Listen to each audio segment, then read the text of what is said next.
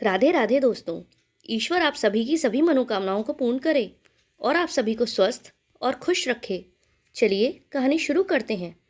हमारी आज की कहानी का शीर्षक है पगली। ये कहानी है एक प्यारी सी 15-16 साल की लड़की की, जिसको कुछ बच्चे पागल पागल कहकर चिढ़ा रहे थे और पत्थर भी मार रहे थे, और वह किसी तरह उन पत्थरों से बचने की कोशिश कर रही थी। तभी एक आदमी दौड़कर आता है और उन बच्चों को डांटकर भगा देता है। फिर वह पगली भी रोते रोते वहां से चली जाती है। उसके बाद वह आदमी वहीं सामने ही एक चाय की टपरी पर बैठ जाता है। फिर वह आदमी चाय वाले से बोला, अरे भाई, एक चाय देना। चाय वाले ने पूछा, साहब 5 की दूं या 10 की? आदमी ने कहा, 10 की ही दे दो। उसके बाद उस आदमी ने चाय वाले से पूछा, अच्छा एक बात बताओ कि इस लड़की को कुछ बच्चे कब से परेशान कर रहे थे, तो तुम लोगों ने उसकी मदद क्यों नहीं की? चाय वाला बोला, अरे साहब, ये तो रोज का है। अब यहाँ अपनी दुकान संभालूं या ये सब करूं? और फिर ये पगली भी कहाँ किसी की सुनती है। इसकी दादी अगर इसे घर में बंद करके रखती है तो ये चीख चीख कर सारा घर सर पर उठा लेती है, और जब भी यह घर से बाहर निकलती है तो उसका यही हाल होता है। वो आदमी बोला, लेकिन कोई भी आदमी 24 घंटे तक सिर्फ घर में तो नहीं रह सकता ना, चाहे फिर उसका दिमाग कैसा भी हो। अगर तुम लोग अपने बच्चों को ऐसा करने से रोकोगे तो इस बेचारी का ऐसा हाल नहीं होगा। मैं मानता हूँ ये सामान्य नहीं है, पर हम सभी तो सामान्य हैं। फिर हम अपनी सही मानसिकता का परिचय तो दे सकते हैं ना। चाय वाला बोला, अरे साहब, आप बाहर के हो, इसीलिए आप इन सब झमेलों में मत पड़िए। कौन सा एक मेरी सोच बदलने से सबकी सोच बदल जाएगी। सच तो ये है कि एक पागल का समाज में कोई जगह नहीं होती। जब ये ठीक थी तो पूरा कस्बा इसकी तारीफ करते नहीं थकता था। कितनी होनहार, सबकी मदद करने के लिए आगे और बड़ी ही नेकदिल बच्ची थी। पर ये सब अब किसी को याद कहाँ। ताज्जुब की बात तो ये है कि जिन बच्चों को ये मुफ्त में पढ़ाती थी कभी, आज वह भी इस पर पत्थर मारते हैं। वह आदमी बड़े आश्चर्य से बोला, क्या ये पहले ऐसी नहीं थी? चाय वाला बोला, अरे नहीं साहब, ये तो हमारे कस्बे के ही स्कूल के चपरासी की बेटी थी। इसकी कहानी हर किसी के मुंह से आप थोड़ी अलग अलग सुनेंगे, पर असल कहानी सिर्फ इस पगली को ही पता है। हालांकि इस कस्बे का हर एक आदमी इसकी कहानी जानता है, पर उस रात आखिर क्या घटा था, ये तो यह बताने से पहले ही अपना मानसिक संतुलन खो बैठी, और फिर खोती भी कैसे नहीं। जितनी उम्र नहीं, उससे बड़ा दुख टूट पड़ा इस पगली पर। वो आदमी बोला, आखिर मुझे भी तो बताओ इसकी कहानी, जो तुम लोग जानते हो। चाय वाला बोला, साहब आपको इन सब से क्या लेना देना, इस कस्बे की बात यहीं रहने दो। परदेसी हो, बस चाय पियो और चले जाओ। वह आदमी बोला, नहीं, मैं परदेसी नहीं हूँ। इस कस्बे का जो स्कूल है उसी का मास्टर बनकर आया हूँ। फिर चाय वाला बोला, क्या आप मास्टर जी हैं? फिर तो आप भी किसी नेता के रिश्तेदार ही होंगे। फिर वह आदमी जिसका नाम नरेश है, वह हंसते हुए बोला, अरे नहीं नहीं, मैं तो एक मामूली सा आदमी हूँ, जिसने बड़ी ही मुश्किल से कितनी परीक्षाएं देकर ये नौकरी हासिल की है। पर तुमने ऐसा क्यों पूछा? राजीव बोला, ओह अच्छा मास्टर जी, माफ़ कर दीजिए हमको। यहाँ के स्कूल में बहुत दिनों से कोई मास्टर नहीं था, इसीलिए ऐसा पूछा। अब आपके आगमन से हमार बच्चन को थोड़ा सद्बुद्धि मिलेगा। आपका नाम क्या है? वह आदमी बोला, मेरा नाम नरेश है। फिर नरेश ने चाय वाले से पूछा, और तुम्हारा क्या नाम है? वह बोला, मेरा नाम राजीव है। फिर वह चाय वाला जोश में बोला, हम अभी घर जाकर ये खुशखबरी पूरे कस्बे को सुना देते हैं। सब नए मास्टर जी को पाकर खुशी से नाचने लगेंगे। यहाँ स्कूल में मास्टर जी नहीं होने की वजह से सारे बच्चे पढ़ना लिखना छोड़ चुके हैं। फिर नरेश राजीव से बोला, चलो राजीव, मैं भी चलता हूँ तुम्हारे साथ। इसी बहाने पूरे कस्बे से मेरी जान पहचान हो जाएगी। फिर दोनों चले जाते हैं कस्बे में। राजीव सभी से नरेश को मिलवाता है। सारे बच्चे नरेश को घेर कर खड़े हो जाते हैं। नरेश भी सभी से हाथ मिलाने लगता है। वहीं दूर बैठी वह पागल लड़की ये नज़ारा देख रही होती है कि तभी नरेश की नज़र उस लड़की पर जाती है। नरेश भीड़ को चीरता हुआ उसके पास जाता है और उससे कहता है, तुम खुश नहीं हुई नए मास्टर जी के आने से? एक बच्चा पीछे से बोला, अरे मास्टर जी, ये क्या खुश होगी, ये तो पगली है, पगली। फिर पीछे से सभी बच्चे हंसने लगते हैं। नरेश ने उन सभी बच्चों को डांटते हुए कहा, चुप हो जाओ सभी लोग। किसने कहा ये पागल है? आज के बाद किसी ने भी इसे पागल कहा तो मैं इस कस्बे को छोड़कर चला जाऊंगा। सारे बच्चे अब खामोश हो गए। नरेश उस लड़की से बोला, तुम आओगी ना स्कूल पढ़ाई करने? लड़की बोली, हाँ हाँ मास्टर जी मैं आऊँगी, मुझे बहुत कुछ आता है, अच्छे अनार आछे आम, हाँ मैं आऊँगी। ये कहकर वह लड़की ताली बजा बजाकर ज़ोर ज़ोर से हंसने लगती है। नरेश भी उसकी बातों से हंस पड़ता है और फिर वह अपने क्वार्टर में चला जाता है। नरेश अपने हाथ मुंह धोकर खाना खाकर लेट जाता है, पर उसे बस लड़की का चेहरा याद आता है और वह सोचता है, कितनी मासूम सी है, पता नहीं ऐसी हालत कैसे हो गई होगी उसकी। अरे मैंने तो उसका नाम भी नहीं पूछा। कोई बात नहीं, कल राजीव से ही उसका नाम और उसकी कहानी दोनों ही जान लूँगा। फिर अगले दिन वो स्कूल खुलने से पहले ही राजीव की दुकान पर पहुंच जाता है। राजीव बोला, अरे मास्टर जी बैठिए बैठिए, चाय के साथ बिस्कुट भी दे दूँ ना? नरेश ने कहा, हाँ दे दो। फिर नरेश ने राजीव से पूछा, वैसे सुबह कितनी बजे दुकान खोल लेते हो? राजीव बोला, लगभग 5 बजे। वो क्या है ना, रास्ते के किनारे पर दुकान है तो आते जाते राहगीर रुककर यहाँ चाय पीते हैं। वैसे हमारी उन राहगीरों से ही तो असली आमदनी है, वरना इस छोटे से कस्बे में हैं ही कितने लोग, और वह कितने ही चाय पीने आते हैं हमारी दुकान पर। नरेश राजीव से बोला, वैसे राजीव मैं यहाँ तुमसे कुछ और जानने के लिए आया हूँ। देखिए मास्टर जी, आप इस कस्बे में यहाँ के बच्चों को पढ़ाने आए हैं तो सिर्फ उसी से मतलब रखें तो बेहतर होगा, क्योंकि बेकार के लफड़ों में पढ़कर मैं नहीं चाहता कि जो इतने दिनों बाद इस कस्बे में कोई मास्टर आया है वह भी चला जाए। क्यों रीना की वजह से अपना और हमारा काम बिगाड़ना चाहते हैं? जब पूरा कस्बा इस बात के लिए कुछ नहीं कर पाया तो हम और आप क्या ही कर लेंगे?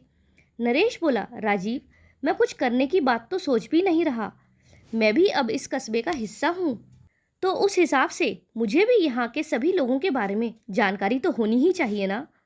यहाँ रहते रहते आज नहीं तो कल मुझे सब पता तो चल ही जाएगा, बस इसीलिए। तो राजीव बोला, तो फिर उस समय का ही इंतजार कीजिए मास्टर जी, लेकिन हाँ आप हमसे कुछ भी जानने की उम्मीद मत कीजिएगा, काहे कि हमको अपनी ज़िंदगी में कोई बवाल नहीं चाहिए। नरेश अब समझ चुका था कि राजीव उसे कुछ भी नहीं बताएगा, पर अब उसकी उस लड़की के बारे में जानने की इच्छा और बढ़ जाती है और वह उसे जानकर ही रहेगा। इस सोच के साथ वह वहाँ से चला जाता है कि चलो कम से कम उस लड़की का नाम तो पता चला। नरेश यही सोचते हुए स्कूल की ओर जा रहा था कि उसने रास्ते में रीना को एक पेड़ के नीचे बैठा पाया, तो वह उसी के पास चला गया। पहली बार जब नरेश उससे मिला था तब वह शायद भीड़ की वजह से ध्यान नहीं दे पाया, पर आज एकांत में नरेश रीना को देखकर हैरान ही हो गया, क्योंकि वह तो गर्भवती थी। नरेश यही सोचकर अचंभित था, लेकिन इस बात से ध्यान हटाकर वह रीना से बोला, रीना तुम्हें स्कूल नहीं जाना? रीना बोली, स्कूल? पर मुझे वहाँ सभी मारेंगे। नरेश बोला, कोई नहीं मारेगा, मैं हूँ ना। रीना ने पूछा, कौन हो तुम? नरेश ने उसे बहुत प्यार से जवाब दिया, मैं तुम्हारे स्कूल का मास्टर जी, कल ही तो मिला था। रीना बोली, मास्टर जी? फिर नरेश ने कहा, चलो मेरे साथ। नरेश की बात सुनकर रीना ने पूछा, आप मुझे अ से अनार आ से आम पढ़ाएंगे? नरेश ने कहा, हाँ ज़रूर पढ़ाऊँगा। इस पर रीना बोली, पर मास्टर जी आप मुझे सजा देने उस टूटे कमरे में मत ले जाना। नरेश उसकी बात सुनकर चौंक गया और बोला, क्या? कौन सा टूटा कमरा? लेकिन फिर रीना चुप होकर पत्थरों से खेलने लगती है। नरेश उससे फिर पूछता है, कौन सा टूटा कमरा? लेकिन रीना अपने में ही मगन हो जाती है और बोलती रहती है, अ से अनार आ से आम। नरेश उसे लेकर स्कूल पहुंच जाता है। फिर नरेश वहां बैठे बच्चों से कहता है, देखो बच्चों, आज से रीना भी इसी कक्षा में पढ़ेगी, कोई भी उसे नहीं छेड़ेगा और ना ही उसका मजाक उड़ाएगा। अगर कोई ऐसा करता हुआ मुझे दिख गया तो उसे सजा मिलेगी। रीना सजा का नाम सुनकर घबराकर खड़ी हो जाती है और नाना सजा नहीं कहते हुए कक्षा से निकलकर भाग जाती है। नरेश उसे कितनी ही आवाज़ें देता है पर वह नहीं आती। इतने में एक बच्चा आकर कहता है, मास्टर जी वह पगली नहीं आएगी। सजा के नाम पर वह ऐसे ही भाग जाती है। नरेश वापस कक्षा में आकर बच्चों को पढ़ाने लगता है। स्कूल से जब वह घर वापस जा रहा होता है तो राजीव की दुकान पर चुपचाप जाकर बैठ जाता है, पर वह राजीव से ना तो चाय मांगता है और ना ही उससे कोई बात करता है। राजीव थोड़ी देर उसे तकने के बाद उसके पास आकर उसे एक कप चाय का देकर कहता है, मास्टर जी क्या हुआ, हमसे गुस्सा हो क्या? नरेश बोला, अरे नहीं नहीं, मैं तो बस कुछ सोच रहा था। तब राजीव बोला, क्या सोच रहे थे मास्टर जी? यही कि रीना क्यों सजा का नाम सुनकर कक्षा से भाग गई। नरेश हैरानी से राजीव को देखते हुए बोला, पर तुम्हें कैसे पता? नरेश बोला, तुम्हें कैसे पता कि मैं यही सोच रहा था? राजीव बोला, राधे ने बताया। नरेश बोला, राधे?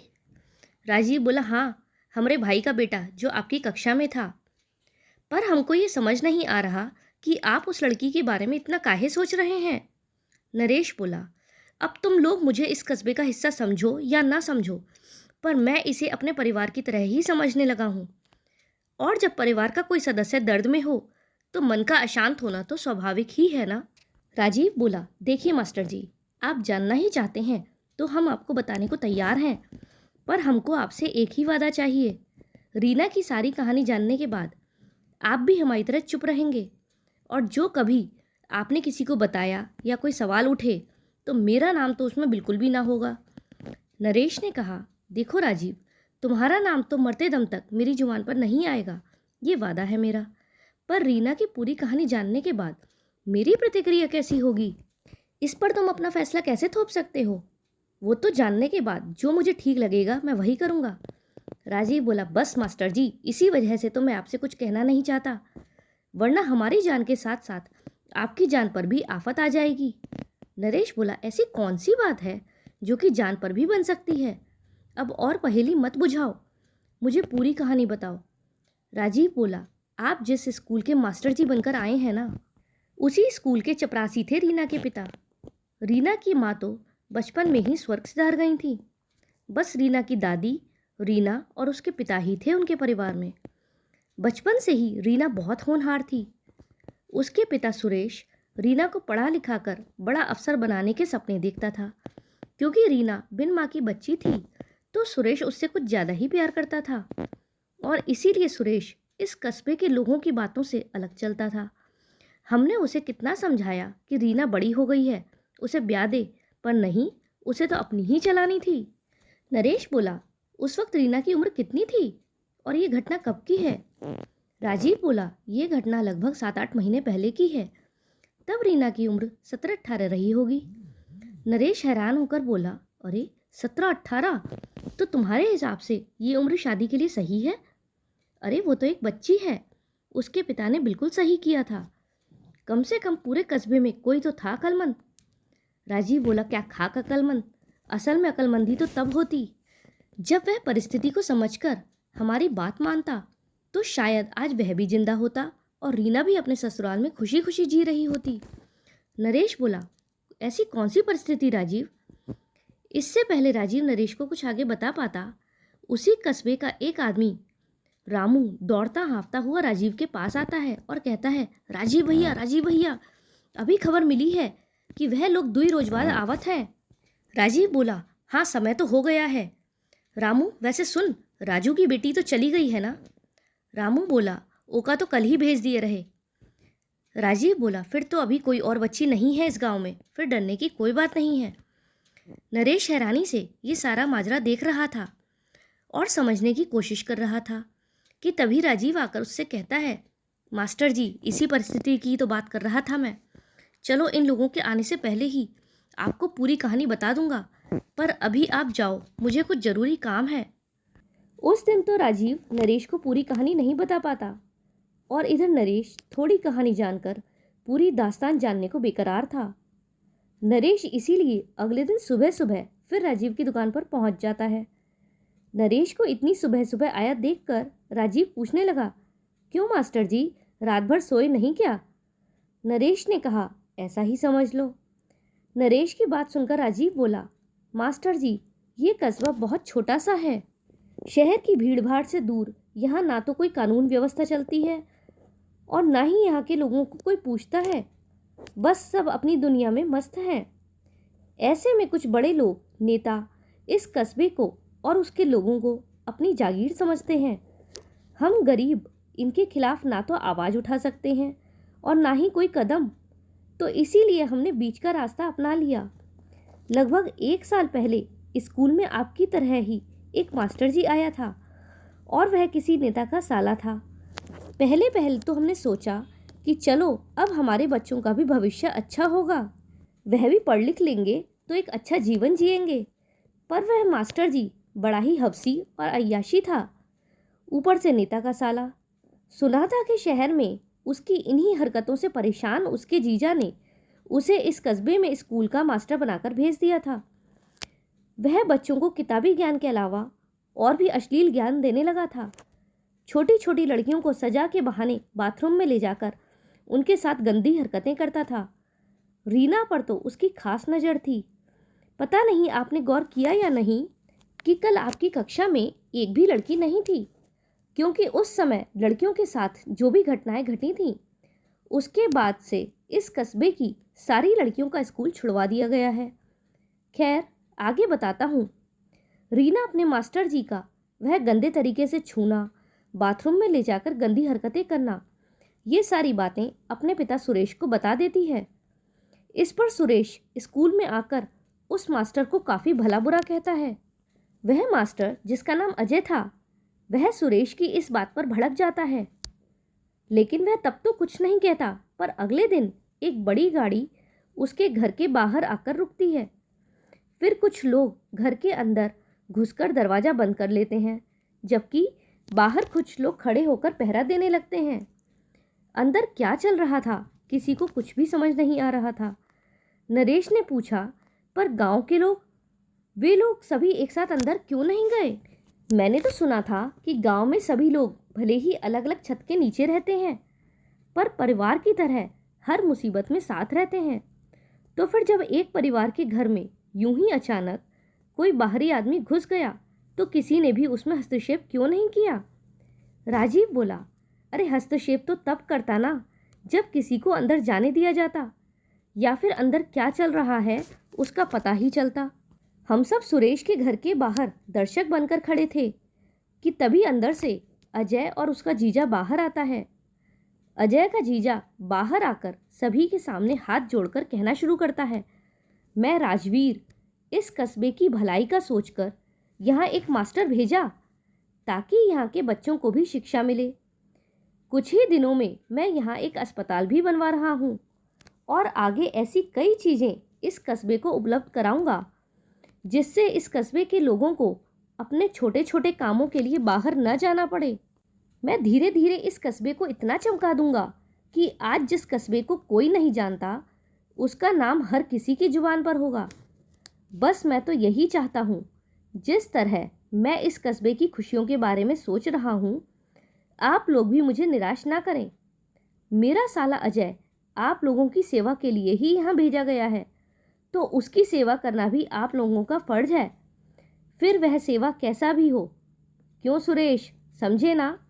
आशा करता हूँ आप सब भी समझ गए होंगे, और जो नहीं समझे उसके लिए उसका अपना यह कस्बा ही दर्द की जगह बन जाएगा। सुरेश चुप तो था, पर उसकी आंखों में क्रोध साफ दिखाई दे रहा था। हम सभी गांव वाले इतना तो समझ गए थे कि अब हमारे गांव को एक दानव की नज़र लग गई है, और आज नहीं तो कल इस दानव का शिकार होना ही पड़ेगा। पर सिर्फ सुरेश गुलामी को तैयार नहीं था। भाई, गुलामी तो किसी को भी नहीं चाहिए थी, पर सारे बेबस मामूली आदमी नेता जैसे बड़े लोगों से लड़ेंगे भी तो कैसे? पर सुरेश झुकने वालों में से न था। हमने उसे कितना समझाया कि इससे पहले रीना के साथ कुछ ऊंच नीच हो जाए उसे ब्याह दे, पर नहीं, उसे तो अपनी बेटी को बड़ा अफसर बनाना था। हो, एक लंबी आह लेकर राजीव कहता है, और देखो आज उसकी बेटी क्या बन गई। काश सुरेश, तूने हमारी बात मान ली होती, काश।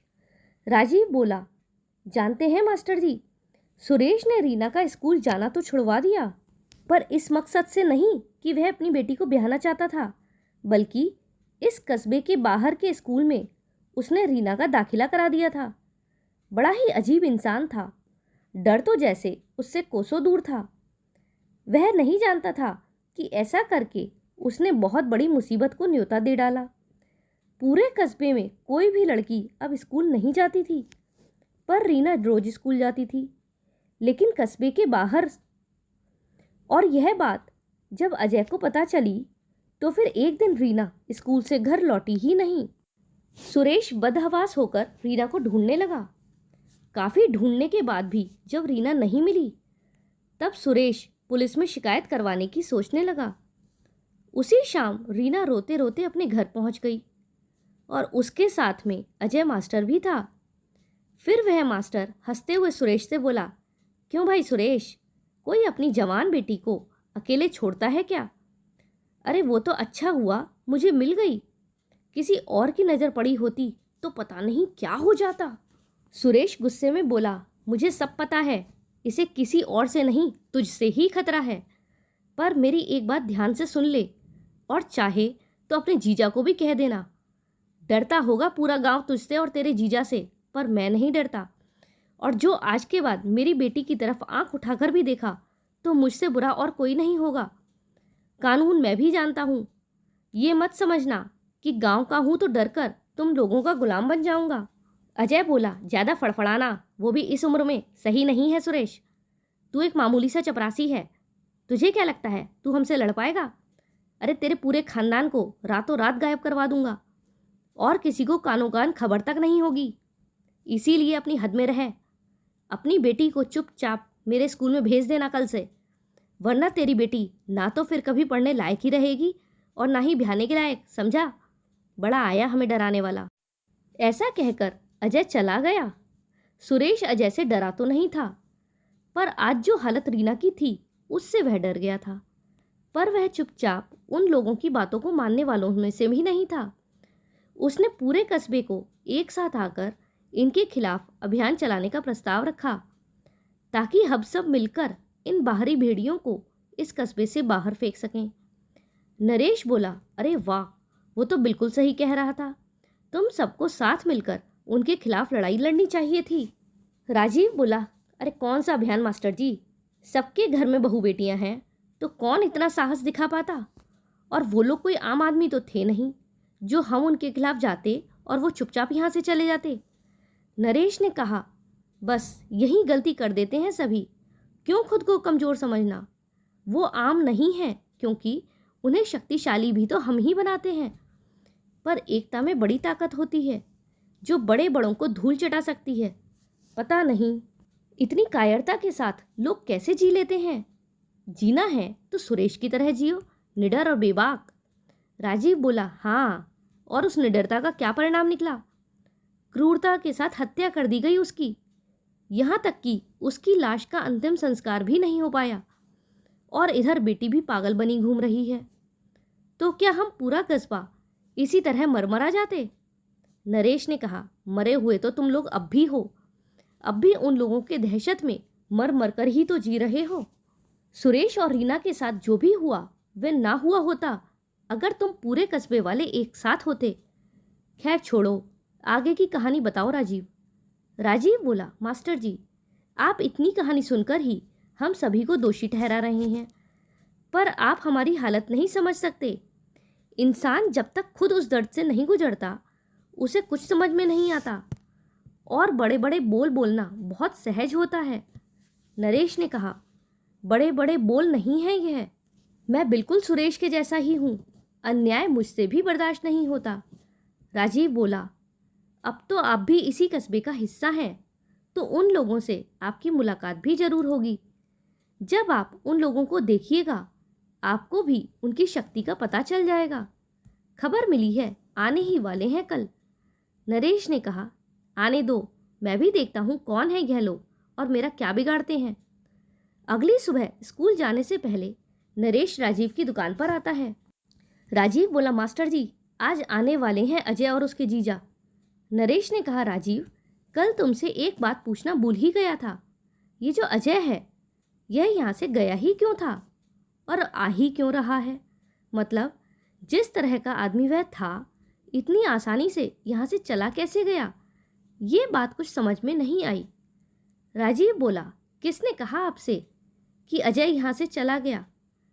शारीरिक तौर पर जरूर चला गया है, पर अब भी वह और उसके आदमी यहाँ की सारी खबर रखते हैं और मौज मस्ती के लिए चले भी आते हैं। अब हम तो उनसे लड़ने में सक्षम नहीं हैं, इसीलिए हमने बीच का रास्ता ही निकाल लिया। हम इस कस्बे में अपनी बेटियों को पढ़ाते नहीं और कम उम्र में ही ब्याह देते हैं, ताकि इन भेड़ियों की नज़र हमारी बेटियों की तरफ ना पड़े। नरेश ने दुखी होते हुए कहा, पर ऐसे तो तुम लोग अपनी बेटियों के साथ ज्यादती कर रहे हो। एक तो उनसे शिक्षा का अधिकार छीन रहे हो, ऊपर से इतनी कम उम्र में शादी। राजीव बोला, कम से कम रीना की जैसी हालत तो नहीं होगी। अच्छा मास्टर जी, एक और ज़रूरी बात, जब वह लोग यहाँ आएंगे आपसे मिलेंगे तो ज़रूर, तो उनसे कुछ ऐसी वैसी बात मत करना जिससे हम मुसीबत में पड़ जाएं। नरेश ने कहा, देखो राजीव, ये तो तुम भी जानते हो कि अन्याय मुझसे बर्दाश्त नहीं होता। तब तक ही मेरी जुबान बंद रहेगी जब तक कि मैं कोई अन्याय नहीं देखता। राजीव ने कहा, जो भी हो मास्टर जी, हमारा नाम नहीं आना चाहिए, वरना अगला सुरेश कहीं हम ही ना बन जाएं। उसके बाद नरेश स्कूल चला जाता है। नरेश कक्षा में बच्चों को पढ़ा ही रहा होता है कि अजय एकाएक अंदर आ जाता है और कहता है, ए बच्चा लोग, सब घर जाओ, छुट्टी हो गई। इससे पहले नरेश कुछ बोल पाता, सारे बच्चे दौड़ते हुए कक्षा से बाहर चले गए। नरेश ने गुस्से में कहा, ये क्या मजाक था? कौन हैं आप जिसने इस तरह चलती हुई कक्षा को रोक दिया? अजय हंसते हुए बोला, ये जाकर इस कस्बे के लोगों से पूछ। नरेश ने कहा, क्यों? आपकी बातों को सुनकर ऐसा तो नहीं लगता कि आप गूंगे हैं। फिर आप ही बता दीजिए कि आप कौन हैं। अजय थोड़ा गुर्राते हुए बोला, बहुत ज़्यादा जोशीला लगता है। जब मेरे बारे में पता चलेगा ना तो सारा जोश हवा हो जाएगा। मैं अजय हूँ, अजय। ये ही नहीं, आसपास का पूरा इलाका मेरे जीजाजी के अंदर है। सुना था इस कस्बे में कोई नया मास्टर आया है, इसीलिए तुझसे मिलने चला आया। चल मेरे साथ, जीजाजी बुला रहे हैं। नरेश ने कहा, आपके जीजाजी जो कोई भी हों, पर मैं अपनी मर्जी का मालिक हूँ। मेरा जहाँ मन करता है मैं वहीं जाता हूँ। फिलहाल मेरा मन आपके साथ चलने का नहीं है, तो आपके जीजाजी से फिर कभी मुलाकात होगी। अजय रौब दिखाते हुए बोला, तुझसे पूछा नहीं है, बताया है। सीधे तरीके से चल, वरना जबरदस्ती करना हमें भी आता है। ऐसा कहकर कुछ लोग नरेश को दोनों तरफ से पकड़कर उसे अजय की गाड़ी में जबरदस्ती बिठा देते हैं। जब सभी रास्ते से जा रहे होते हैं, तब अजय ने अचानक से गाड़ी रोकने को कहा। फिर वह गाड़ी से उतरकर कहीं जाने लगता है। नरेश अपनी भौहें सिकोड़कर वह कहाँ जा रहा है यह देखने लगता है। अजय रीना के पास जा रहा था। वह सड़क के किनारे ही बैठी थी। अजय उसके पास जाकर उसे गंदे तरीके से छूना चालू कर देता है, जिसे देखकर नरेश का पूरा बदन गुस्से से जल जाता है। पर वह कुछ नहीं कर पाता क्योंकि दो लोग उसे पकड़े हुए थे। थोड़ी देर बाद अजय वापस गाड़ी में आकर बैठ जाता है और गाड़ी चल पड़ती है। गाड़ी जहाँ रुकती है वहाँ नरेश को जबरदस्ती पकड़कर अंदर ले जाया गया। अजय के जीजा राजवीर बोला, अरे भाई, ये तो मास्टर जी हैं, ये तो गुरु जी हैं, और गुरु जी से भला कोई ऐसे बर्ताव करता है? छोड़ो इन्हें। नरेश ने गुस्से में कहा, जो कभी गुरु का महत्व ही नहीं समझा, उन लोगों से और उम्मीद भी क्या कर सकते हैं? गुरु शब्द ही आप लोगों के मुंह से सुनना एक गुरु का अपमान करना है। फिर इस अपमान की क्या बात? राजवीर बोला, हम आपको इज्जत दे रहे हैं और आप हमारी बेइज्जती किए जा रहे हैं। नरेश ने कहा, इज्जत? वो भी आप लोगों से? सुनिए, मेरा समय बहुत कीमती है जो मैं आप लोगों के लिए गंवाना नहीं चाहता। मैं चलता हूँ। पर क्या नरेश वहाँ से चला जाता है या फिर कुछ और ही घटता है वहाँ? जानिए कहानी के अगले भाग में। दोस्तों, आपको ये कहानी कैसी लगी कमेंट में ज़रूर बताइएगा। साथ ही अगर कहानी पसंद आई हो तो वीडियो को लाइक करें और चैनल को सब्सक्राइब करें। साथ ही बेल आइकन दबाएं, जिससे कि आगे की नोटिफिकेशन आपके पास तुरंत पहुंच सकें। तो फिर कल मिलते हैं कहानी के अगले भाग के साथ। जय श्री कृष्णा। राधे राधे दोस्तों, ईश्वर आप सभी की सभी मनोकामनाओं को पूर्ण करे और आप सभी को स्वस्थ और खुश रखे। दोस्तों, आज हम अपनी कहानी पगली का दूसरा भाग सुनाने जा रहे हैं।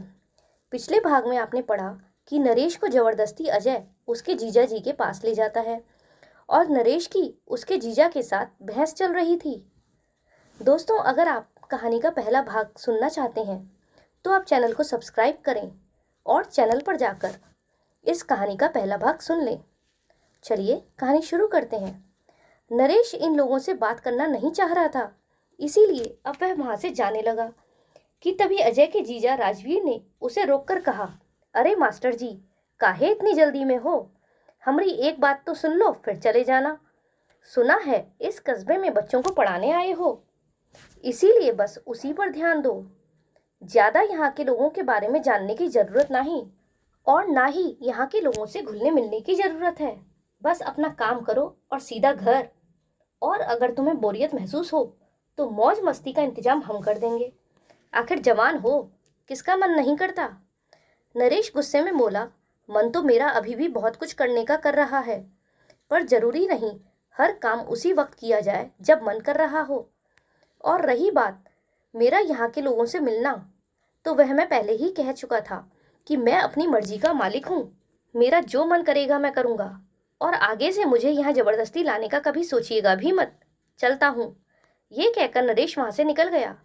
उसे जाते देख अजय ने अपने जीजा से कहा, ये क्या जीजा जी, जाने क्यों दिया इसे? इसे यहीं मार कर गाड़ देना चाहिए था। जबान कैंची की तरह चलती है इसकी। जीजा राजवीर सिंह ने कहा, सब्र करो साले साहब, हर काम यूं जोश में नहीं होता। अभी अभी आया है इस कस्बे में, हमारे बारे में ठीक से जानता नहीं है अभी। कोई बात नहीं, जो यह हमारे बारे में नहीं जानता तो बता देंगे उसे, वो भी अपने तरीके से। ये कहकर दोनों हंसने लगते हैं। अगले दिन नरेश स्कूल से लौटते वक्त राजीव की दुकान पर बैठा चाय पी रहा था, पर राजीव ने पहले ही उसे इशारों से समझा दिया था कि वह अजय और उसके लोगों के बारे में कुछ भी ना पूछे, क्योंकि इससे वह राजीव को परेशान करना शुरू कर देंगे। नरेश चुपचाप चाय की चुस्कियां ले रहा था। तभी रीना की दादी दौड़ती हुई राजीव की दुकान पर आई। दादी को ऐसे घबराया हुआ देखकर राजीव ने पूछा, का हुआ माई, इतना परेशान काहे हो? दादी बोली, अरे राजीव, रीना का कछु पता नहीं चल रहा है। सुबह से निकलत है तो दोपहर तक वो खाना खाने जरूर आवत है, पर अब तो शाम हुई गवा, पर ऊ लड़की का कोनू पता नहीं। सोचत रहे कि वह तो अब पगली है, ऊपर से पेट से ऊ का कोनो खतरा नहीं, पर अब डर लग रहा है।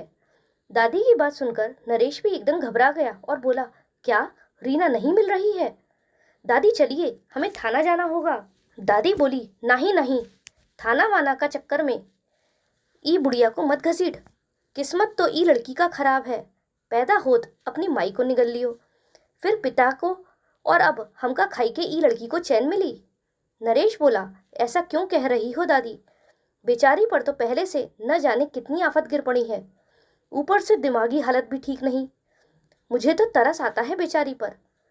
दादी बोली, जो भी हो मास्टर जी, हम थाना वाना में नहीं जाना। इधर उधर देखत है, ना जाने कहीं सो गई होगी, कोई टूटा फूटा खंडर माँ, जाकर देखे पड़ी। नरेश को दादी की इस बात से कुछ याद आ जाता है और वह दौड़ता हुआ उस टूटे कमरे में जाता है जिसके बारे में रीना बात कर रही थी। और नरेश का अनुमान सही निकला। रीना उसी टूटे कमरे में अधनंगी अवस्था में पड़ी मिली। वह बेहोश थी। नरेश उसे होश में लाया। होश में आने के बाद वह कहती है, छोड़ दो मुझे, छोड़ दो मुझे, सजा मत दो मुझे। नरेश उसे उठाकर बाहर ले आता है। रीना की ऐसी हालत देखकर उसकी आंखों में आंसू आ जाते हैं और वह रीना से कहता है, मैं वादा करता हूँ रीना, आज के बाद से तुम इस तकलीफ से कभी नहीं गुजरोगी। मुझे माफ कर दो, जो अजय के बारे में जानते हुए भी मैं तुम पर अपनी नजर नहीं रख पाया। अब उस दरिंदे को सजा भी दिलवाऊंगा और तुम्हें इंसाफ भी।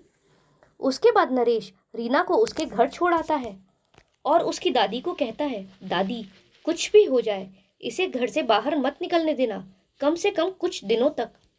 दादी बोली, मास्टर साहब, हम अपना गुजारा करने के लिए छोटी सी दुकान चलाते हैं, अब हम दुकान संभालें या इसको? नरेश बोला, वैसे दादी एक सवाल पूछूं? थोड़ा निजी है दादी। हाँ पूछो मास्टर साहब। नरेश ने कहा, इसकी ऐसी हालत, ऊपर से यह गर्भवती, तो क्या आप लोगों ने इसे बच्चे से छुटकारा दिलवाने के बारे में कभी नहीं सोचा? हाँ मानता हूँ ये पाप है, पर जैसी इसकी हालत है तो फिर इस हाल में यह पाप नहीं पुण्य कहलाता। दादी बोली, अब हम तो का कहें मास्टर साहब, समझ लो हमार बिटवा के साथ हमार सारी खुशियां भी चल गवा। ये गर्भवती है, ई बात का हमको जब पता चला तब तक बहुत देर हुई गवा। ई का बाप तो अब दुनिया में ना रहो, जो एक एक शहर ले जाकर गर्भपात करा तो, और देरी की वजह से दाई ने भी मना कर दियो। नरेश ने फिर पूछा, तो क्या दादी आपको भी पता नहीं कि इसकी ऐसी हालत की वजह क्या है? दादी बोली, जो पूरे गांव को पता है वही हमका भी पता है मास्टर साहब। बाकी का सच तो सुरेश अपने साथ ले गवा और ई जानत है, पर एकल हारत तो तुम देखत ही रही। नरेश बोला, दादी मैंने तो यहाँ तक सुना है कि सुरेश की हत्या हो गई और उसका अंतिम संस्कार भी नहीं हुआ, पर उसकी वजह क्या थी, कैसे हुई उनकी हत्या, यह मुझे नहीं पता चला। दादी बोली, मास्टर साहब तो का ये सब कौन बताया? नरेश बोला, उसने अपना नाम बताने से मना किया है दादी, इसीलिए माफ कीजिए मैं नहीं बता सकता। दादी बोली, चलो जो भी बताए रहो, पर एक बात जान लियो मास्टर साहब, यहाँ इस कस्बा माँ कोनो पर भी भरोसा मत करना। हमार बिटवा ने भरोसे की सजा अपनी जान देकर गवाई। नरेश दादी की बात सुनकर चौंक गया और बोला, मतलब दादी? दादी रोते हुए बोली, मतलब हमार सुरेश का लाश ओकर स्कूल के बाहर ही पड़े मिलो। पूरा कस्बा देखे रहे, पर कोनो अपनी जुबान से एक शब्द ना बोला। वो नेता और आकर आदमी हमार आखन के सामने से हमार बिटवा का लाश ले गयो। हम चिल्ला चिल्ला कर रोत रही, पर ओकर लाश वो लोगन ले गए रहो। बाद में यहाँ पुलिस भी आए रहो। वो नेता का घड़ी भी सुरेश की लाश के पास मिले रहो, पर पुलिस भी चुपचाप यहाँ से चली गई और कह गई कि कोनो चश्मदीद गवाह न होने की वजह से उन लोगों के खूनी करार न कर सकें। इतने लोगन माँ कोई भी ऊ नेता के खिलाफ गवाही देने के लिए राजी नहीं रहो, जबकि ई कस्बा का हर एक आदमी ई बात जानत रही कि सुरेश को ऊ नेता ने ही मारे रहो, पर सब अपनी जान बचावे के चलते अपनी जुबान पर ताला लगा ले, और जो रीना सब कुछ अपनी आंखों से देखे रही वो कछु बोले की हालत में नहीं। नरेश रोती हुई दादी को चुप कराते हुए बोला, आप चिंता मत कीजिए दादी, मैं दिलवाऊंगा आपके बेटे और पोती को इंसाफ। दादी बोली, पर तुम कौन हो मास्टर साहब, जो उन लोगन से लड़त की सोच रहे हो? तो एक मामूली से मास्टर ही ना, और क्यों हम लोगन का चक्कर माँ अपन जान जोखिम में डाले रहे हो?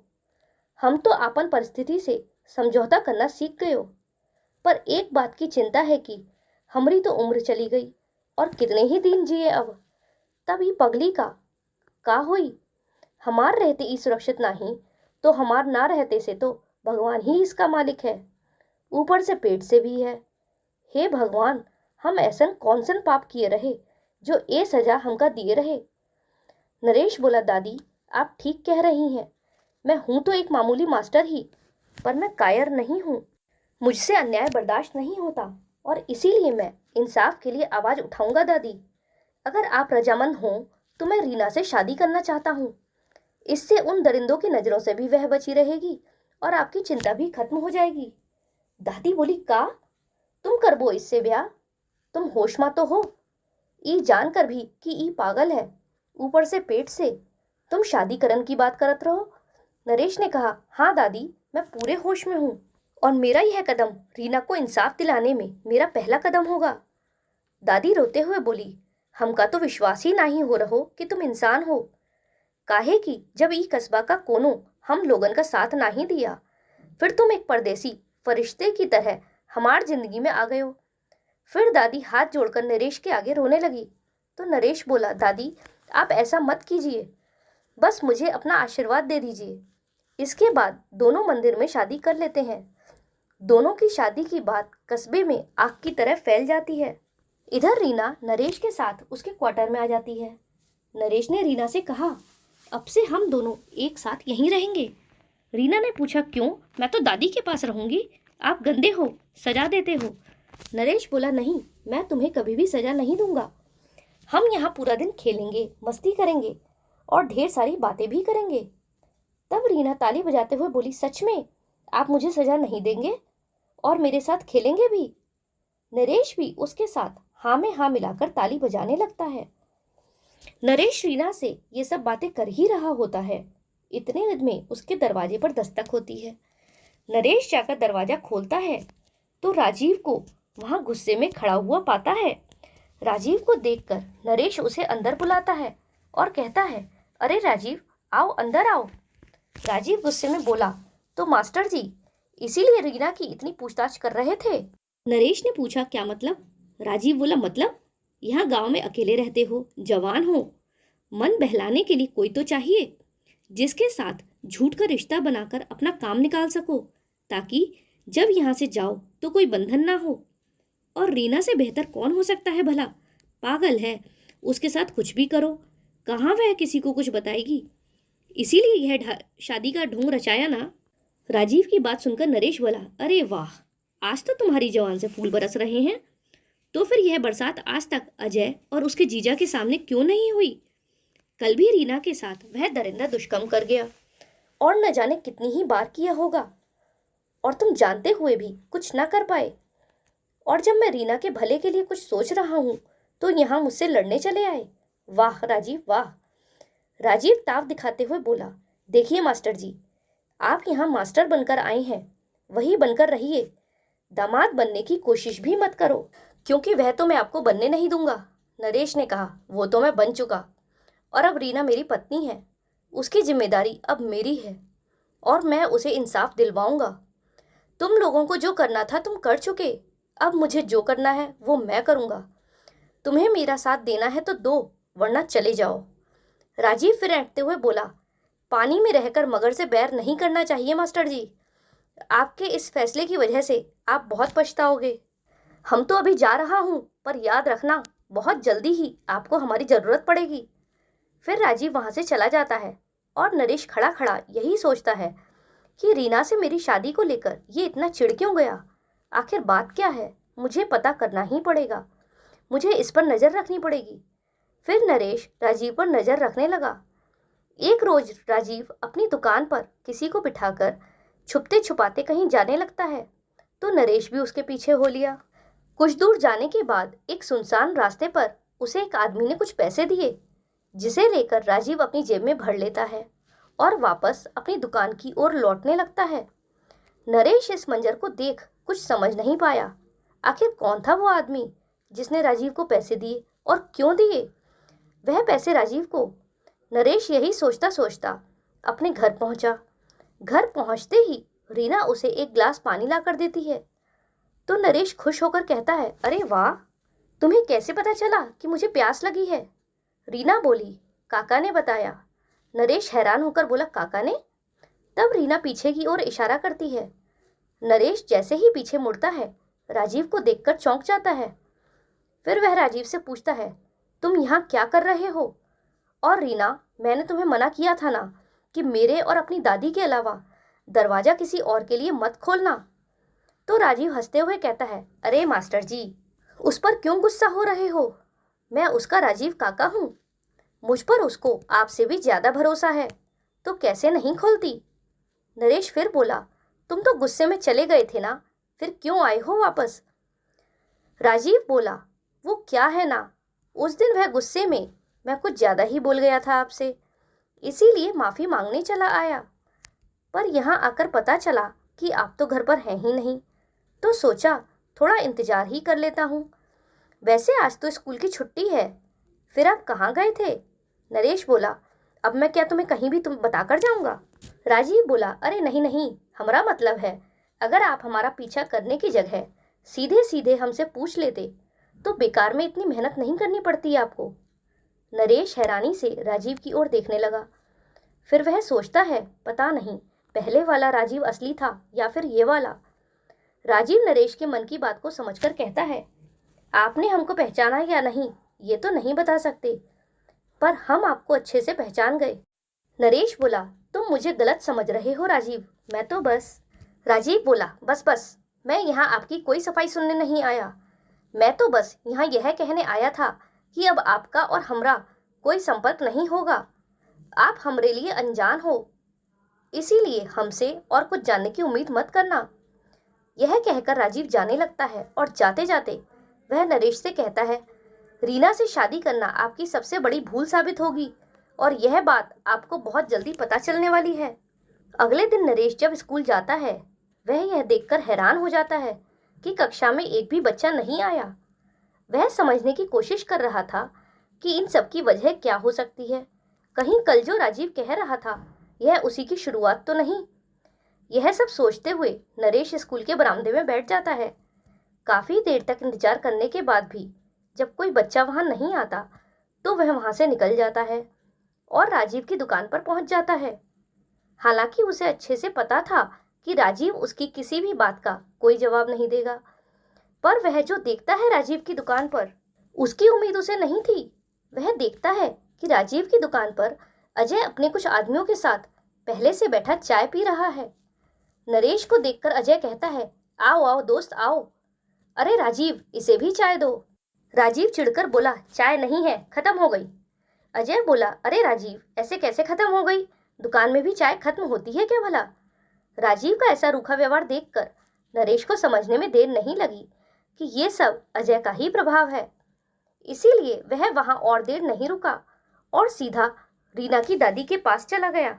वह वहां परेशान उदास होकर जब पहुंचता है, तो रीना की दादी उससे पूछती है, क्या हुआ है बबुआ, परेशान दिखते हो? रीना से कोनो गलती हो गई का? नरेश बोला, अरे नहीं दादी, रीना से कोई भी गलती नहीं हुई। मुझे तो आपसे एक बात पूछनी थी। ये राजीव का मुझे कुछ समझ नहीं आ रहा।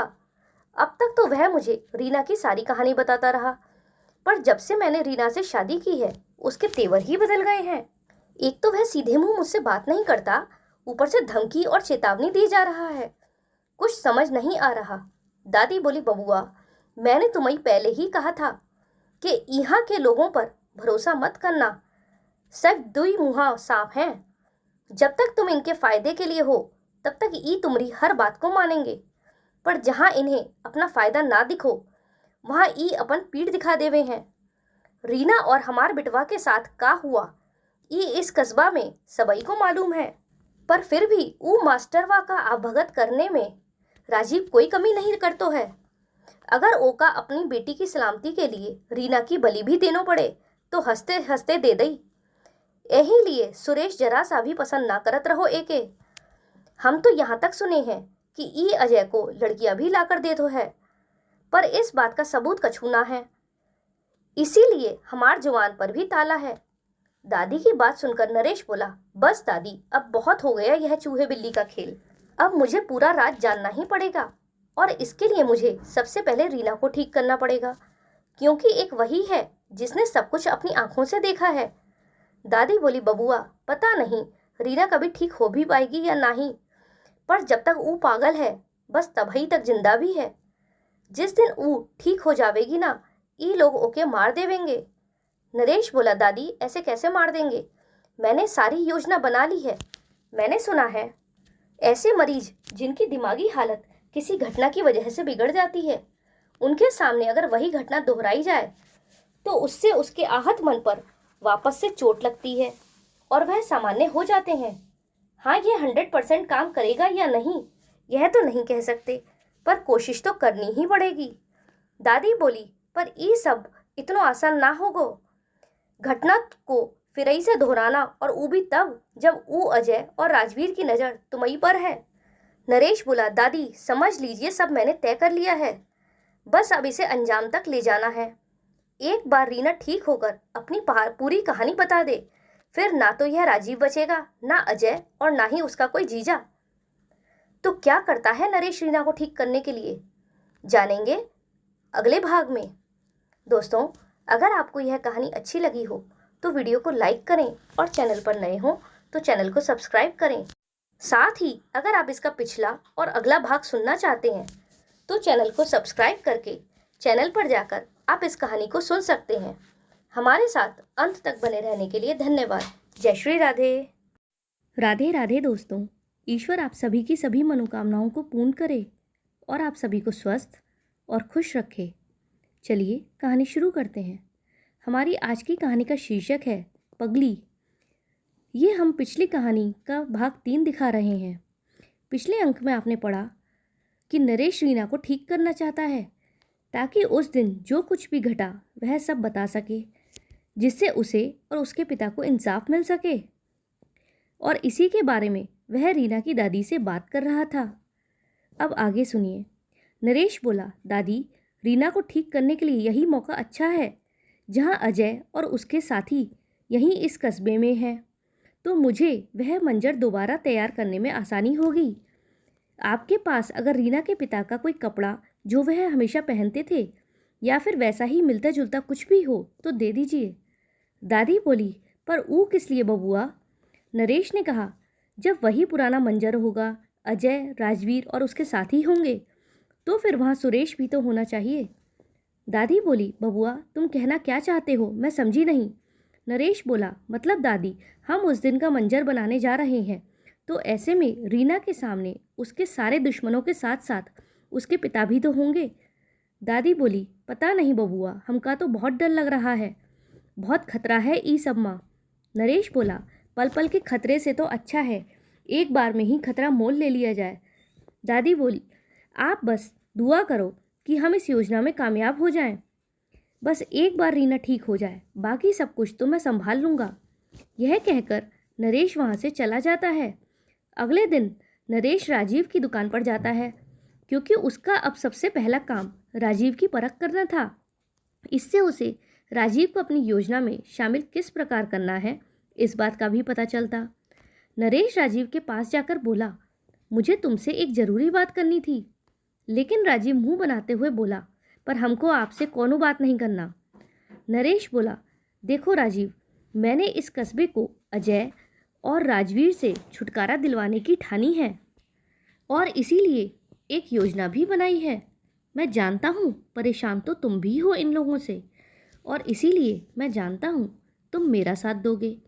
राजीव बोला, आखिर घूम फिर कर हमारे पास ही आना पड़ा आपको।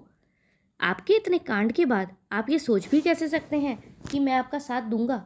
जाइए जाइए, अभी हमारे काम का समय है, फालतू बातों के लिए समय नहीं है हमारे पास।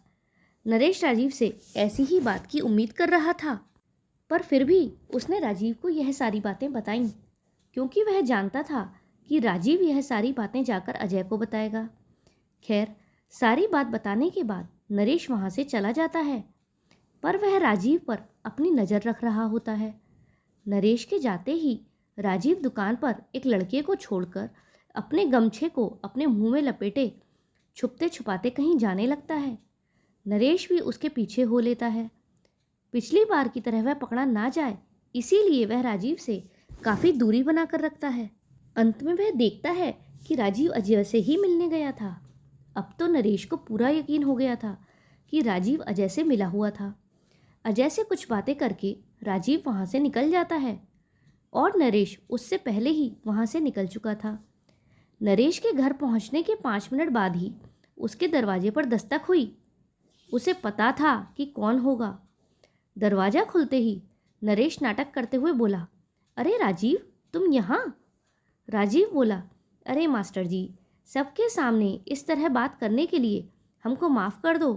वो का है ना, सबकी नज़र में ना आए, इसीलिए तब हम मना कर दिए, पर हम आपका साथ जरूर देंगे। आखिर हम भी चाहते हैं कि वे लोग गांव छोड़कर चले जाएं। आप अपनी योजना बताओ, हम आपके साथ हैं। नरेश राजीव से बोला, अच्छा ऐसी बात है तो चलो अंदर आओ, बाहर हमें कोई सुन ना ले। अंदर जाकर राजीव ने नरेश से पूछा कि रीना कहाँ है। नरेश बोला, पता है, तुम्हें यही बताने तुम्हारी दुकान पर गया था, पर तुमने कुछ कहने का मौका ही नहीं दिया। राजीव बोला, क्या बताना है मास्टर जी? नरेश ने कहा, मैं रीना का इलाज करवा रहा हूँ और उसमें काफ़ी सुधार आ गया है। वह अपने साथ हुए हादसे को भी अब जल्दी ही याद कर लेगी। फिर तो अब उस अजय और राजवीर को कोई बचा नहीं सकता। राजीव थोड़ा घबराई आवाज़ में बोला, क्या सच में रीना ठीक हो रही है? तब नरेश ने कहा, हाँ, लेकिन तुम्हें यह बात जानकर अच्छा नहीं लगा क्या? राजीव बोला, अरे नहीं नहीं मास्टर जी, यह बात तो बहुत खुशी की है, पर हमको एक बात समझ नहीं आ रही। आप कब इलाज करवा रहे थे रीना का? हमें तो कुछ पता ही नहीं चला। नरेश बोला, अब तुम मुझसे बात ही नहीं कर रहे थे तो तुम्हें कैसे बताता? राजीव बोला, ठीक है, अब हम चलते हैं, हम बाद में फिर आएंगे आपकी पूरी योजना सुनने। फिलहाल हम यहाँ आए हैं छुपते छुपाते, इसीलिए हमें जल्दी यहाँ से जाना पड़ेगा, इससे पहले कोई हमका देख ना ले। यह कहकर राजीव हड़बड़ाकर बाहर निकल जाता है। नरेश अब इस बात के इंतजार में था कि उसके साथ कोई ना कोई हादसा जरूर होगा। अगले 2 दिनों तक नरेश सतर्क बैठा रहा कि अब उसे किसी घटना की खबर मिलेगी, पर वह हैरान था क्योंकि ऐसी कोई भी खबर उसे नहीं मिली। वह आगे क्या करेगा यही सोच रहा था कि इतने में राजीव भागता हुआ उसके पास आया और घबराते हुए नरेश से बोला, मास्टर जी, बड़ा गजब हो गया। नरेश ने पूछा, क्यों, क्या हुआ? तब राजीव बोला, रीना की दादी का कछु पता नहीं चल रहा है, पता नहीं कब से गायब है। वो तो सुबह जब उसे किसी ने दुकान खोलते नहीं देखा तब पता चला, वह पूरे कस्बे में कहीं ना ही है। नरेश तो समझ रहा था कि हमला उस पर या रीना पर होगा, लेकिन इस सतर्कता में उससे एक गलती हो गई। उसके दिमाग से दादी निकल ही गई। पर अब क्या करे? जो जाल उसने बिछाया था उसमें सबसे पहले वही जा फंसा। नरेश हड़बड़ाकर घर से निकलने ही वाला था कि उसे रीना को अकेला नहीं छोड़ना चाहिए। यह बात याद आ गई। फिर अगले ही क्षण उसने सोचा कि शिकार को पकड़ने के लिए चारा तो डालना ही पड़ेगा। यही मौका है। रीना को अगर ये लोग पकड़कर ले जाएं तो मैं भी उनका पीछा करके दादी और उन लोगों तक पहुंच जाऊंगा। फिर नरेश राजीव से कहता है, सुनो राजीव, मैं दादी को ढूंढने जा रहा हूँ। जो अगर वह नहीं मिली तो फिर मैं पुलिस स्टेशन जाऊंगा। तुम तब तक रीना का ध्यान रखना। नरेश ने जानबूझकर यह बात कही ताकि वह भी उन सब तक पहुंच सके। नरेश यह कहकर जाने ही लगा तो राजीव कहता है, ठहरो मास्टर जी, अब आप अकेले अकेले दादी को ढूंढने के लिए कहाँ कहाँ भटकेंगे, हम आपका काम आसान कर देते हैं। यह कहकर राजीव नरेश को पीछे मुड़ने का इशारा करता है।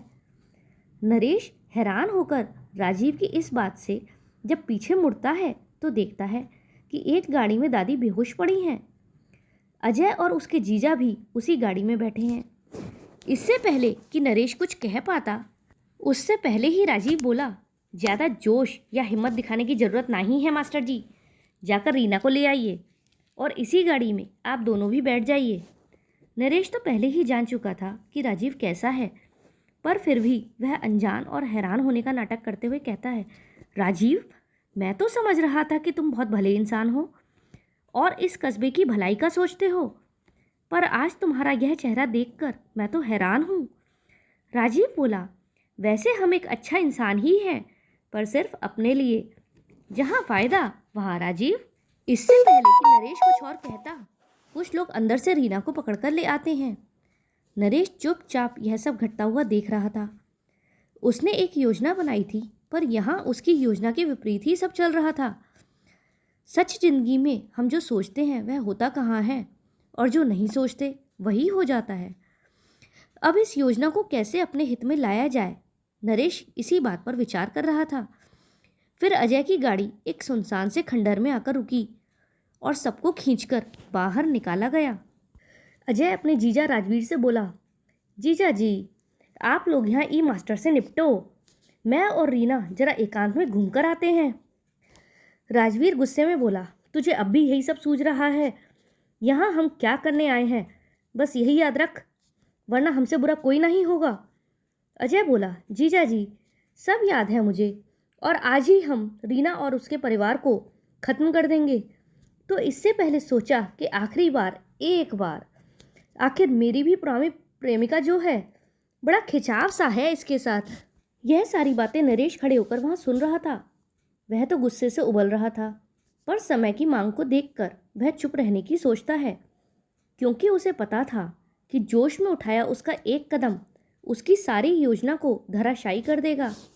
एक तो पहले से ही उसकी बनाई योजना के विपरीत सब कुछ चल रहा था, और अब जो उसने जोश में कोई और कदम उठा लिया तो माहौल और भी बिगड़ सकता है।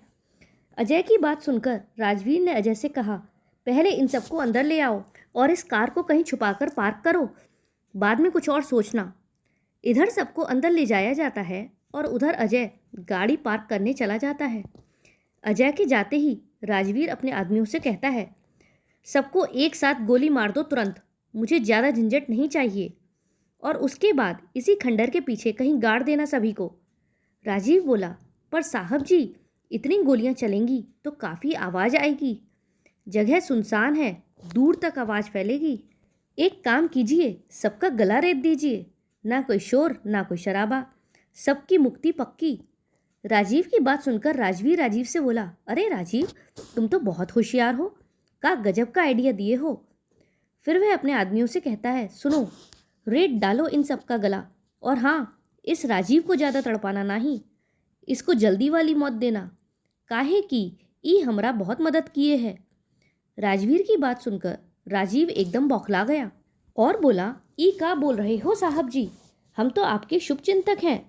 राजीव की बात सुनकर राजीव हंसते हुए बोला, शुभ चिंतक हो, ही तो ऐसी आसान मौत देने को कह रहे हैं, वरना इन सब की तरह गला रेत कर नहीं मारते का। राजीव घबराते हुए बोला, पर हमसे कौन गलती हो गई जो हमारी जान लेना चाहत हैं। राजवीर ने कहा, तुम्हारी गलती ई है कि तुम भी उस रात के चश्मदीद गवाह हो, और जैसे आज रीना के ठीक होने की वजह से हमारा खतरा बढ़ गवा, वैसे ही अगर कल जाए के तुम भी पलट जाओ तो फिर तो हमारी खटिया ही खड़ी हो जावेगी ना।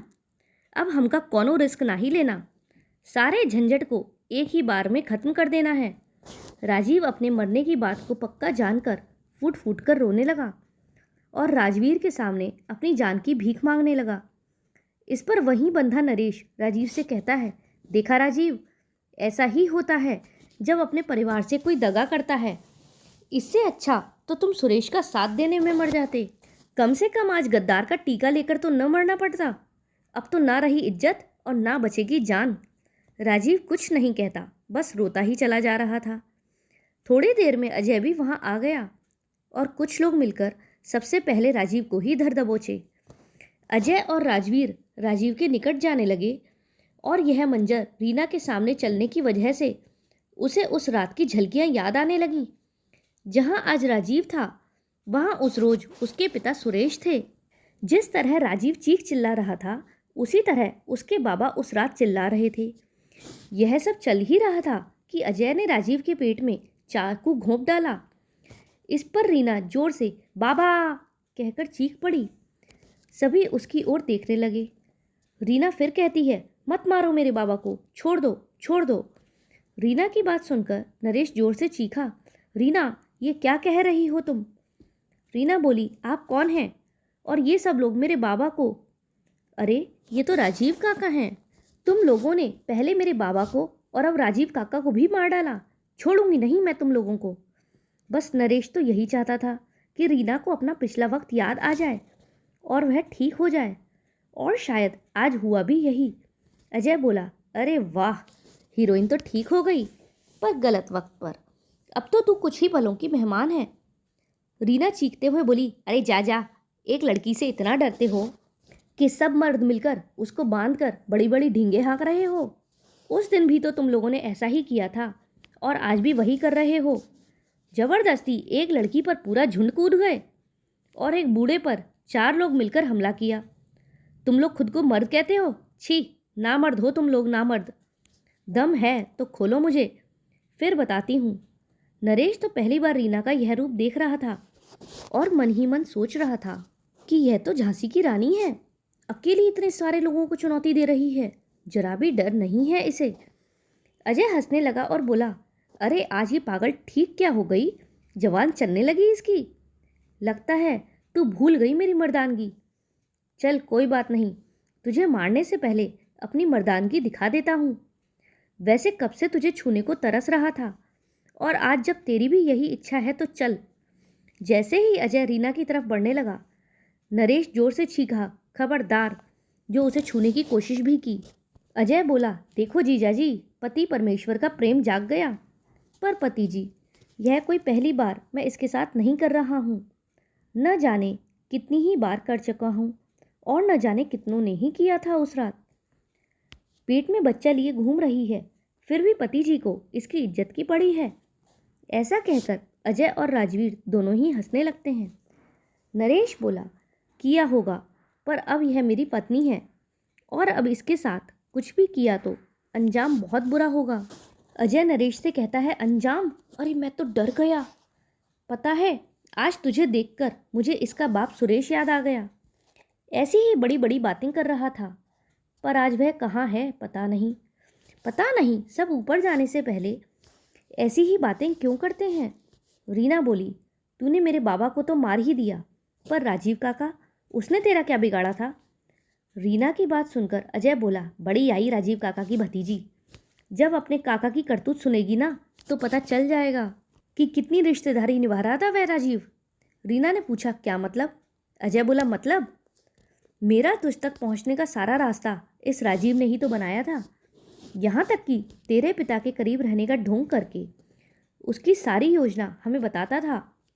हम इतनी आसानी से तेरे बाप की हत्या से बच नहीं पाते जो राजीव हमारा साथ नहीं देता। रीना बोली, मतलब राजीव काका को पता था कि तुम लोग मेरे साथ क्या करने वाले हो? अजय बोला, हाँ, सिर्फ इतना ही नहीं, जब जब तुम्हारे बाबा मेरे खिलाफ कोई योजना बनाते राजीव को अपना समझकर अपने साथ रखते थे, पर राजीव बस तुम्हें मेरी थाली में परोसने का रास्ता बना रहा होता था।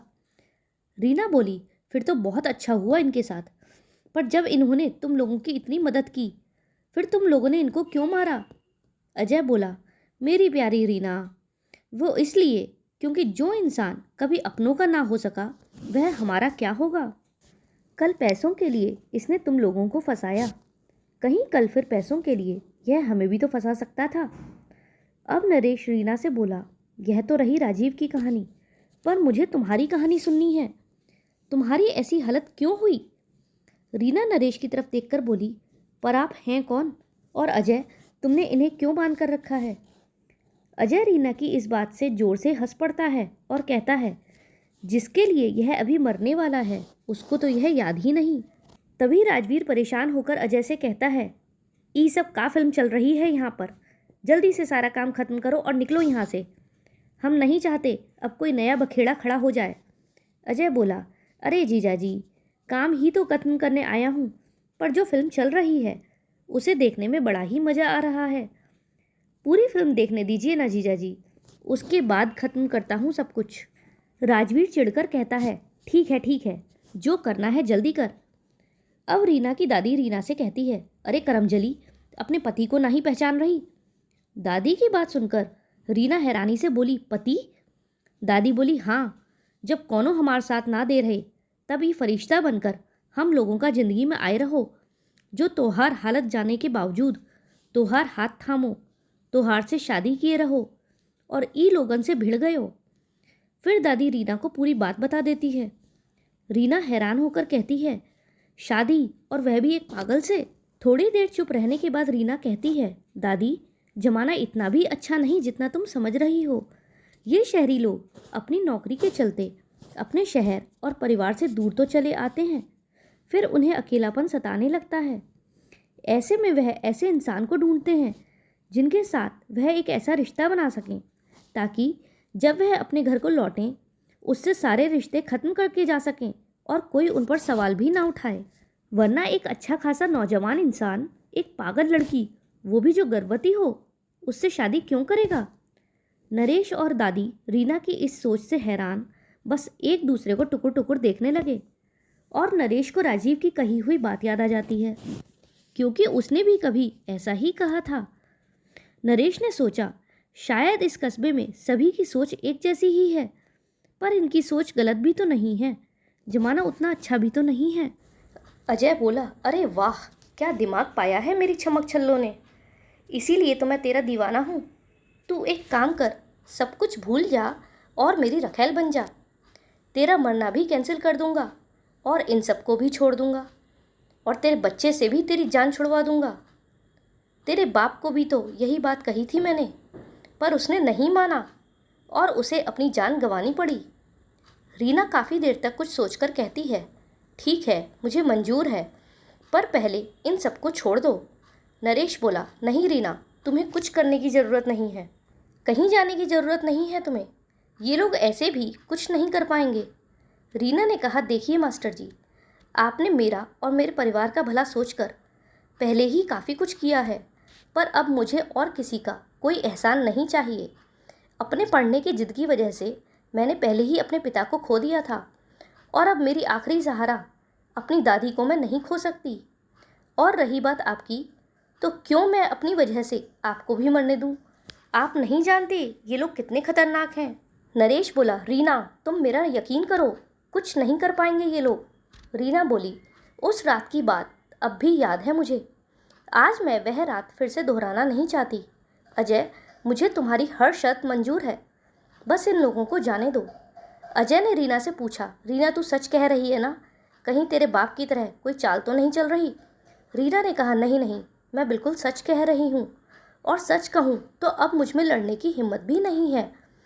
तभी उनकी बात के बीच में नरेश जोर से बोला, आखिर क्या हुआ था उस रात रीना, जो तुम इतनी जल्दी हार मान रही हो? दादी बोली, ओ रीना, हमका भी जाननो है कि हमार बिटवा का हत्या कैसन हुई और तोहरी हालत खराब कैसन भई।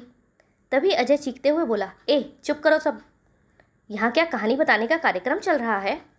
कहा ना रीना ने, वह मेरे साथ जाएगी, बस बात खत्म। लेकिन फिर भी नरेश रीना से कहता है, रीना तुम इनकी बात मत सुनो, तुम इसके साथ जाओ या नहीं, ये हमारी जान जरूर लेगा। ये बस तुम्हें बेवकूफ़ बना रहा है, क्योंकि यह जान चुका है कि अब इसका अंत नज़दीक आ गया है, और इसीलिए ये अब किसी भी हालत में हमें जिंदा नहीं छोड़ेगा। अजय हंसते हुए बोला, अच्छा तो कौन लाएगा हमारा अंत? तू, एक मामूली सा स्कूल मास्टर? ये कहकर वह ज़ोर ज़ोर से हंसने लगा।